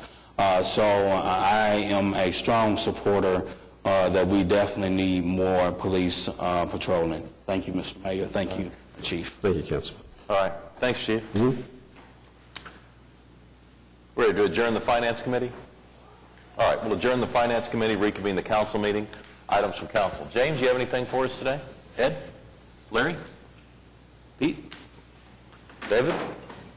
Meg? Yipes, yes. I'm going to jump in here, take advantage of We were on a roll there. Just a second, I apologize. A couple of very quick things. I want to congratulate the dynamic team of Allison Bailey and Kristen Vales, who did a better block Saturday down at Farmers Market. Despite the temperature and the wind, and there was a huge crowd. They did a wonderful job striping, painting. There were pop-up shops, there were food trucks, there was a restaurant inside Urban Agrarian Market. And I think what's really important about the Better Block concept is it's not a festival. It's not creating a happening that draws people there. It's really just tweaking a couple of things that cause people to come to a venue. And it seems to me that they've really created a template for the farmers market that hopefully the property owners down there will latch onto and make a permanent event. It was just wonderful. I also really like to thank and congratulate Debbie Martin and the Leadership Oklahoma City class. They adopted Emerson School this year as their project, and a group of them put on a prom for the students. It was Saturday evening at the Petroleum Club, and the Thunder provided balloon arches and all sorts of decorations. The kids decorated the tables. Our friend Frank from EMSA was the DJ and provided free DJ services for them, and they had strobe lights, and the girls were able to go to youth services and select gowns, and they just looked fabulous, and they danced. I didn't stay till the wee hours, but I stayed long enough to learn how to line dance. I think it was really, really a nice evening. And thirdly, perhaps on behalf of Councilman Ryan, I'd like to thank the railroad for finally working on our crossings at 10th, 9th, and 8th Street. You can actually go across 10th Street now in a low-slung car and not bounce across there, and we've called them out a number of times for not doing the work, and so I really want to thank them for taking care of that. All right. John? Pat? John, yes, sir. I'd like to follow up on something that Councilman McAtee said about Charles Epperly, who is the Community Relations Officer at Hefner Division. He has done an outstanding job relating to the communities out there, and he's very calm and reassuring when he addresses groups. Makes a big difference. He's getting ready to retire. He's leaving a big hole out there, and I just hope we can get somebody half as good as Charles Epperly back in there. He was just an outstanding officer. It will be a loss. City manager reports. Nothing today. All right. Anyone sign up for citizens to be heard? Ready to adjourn? All right. We're adjourned. You need me to sign?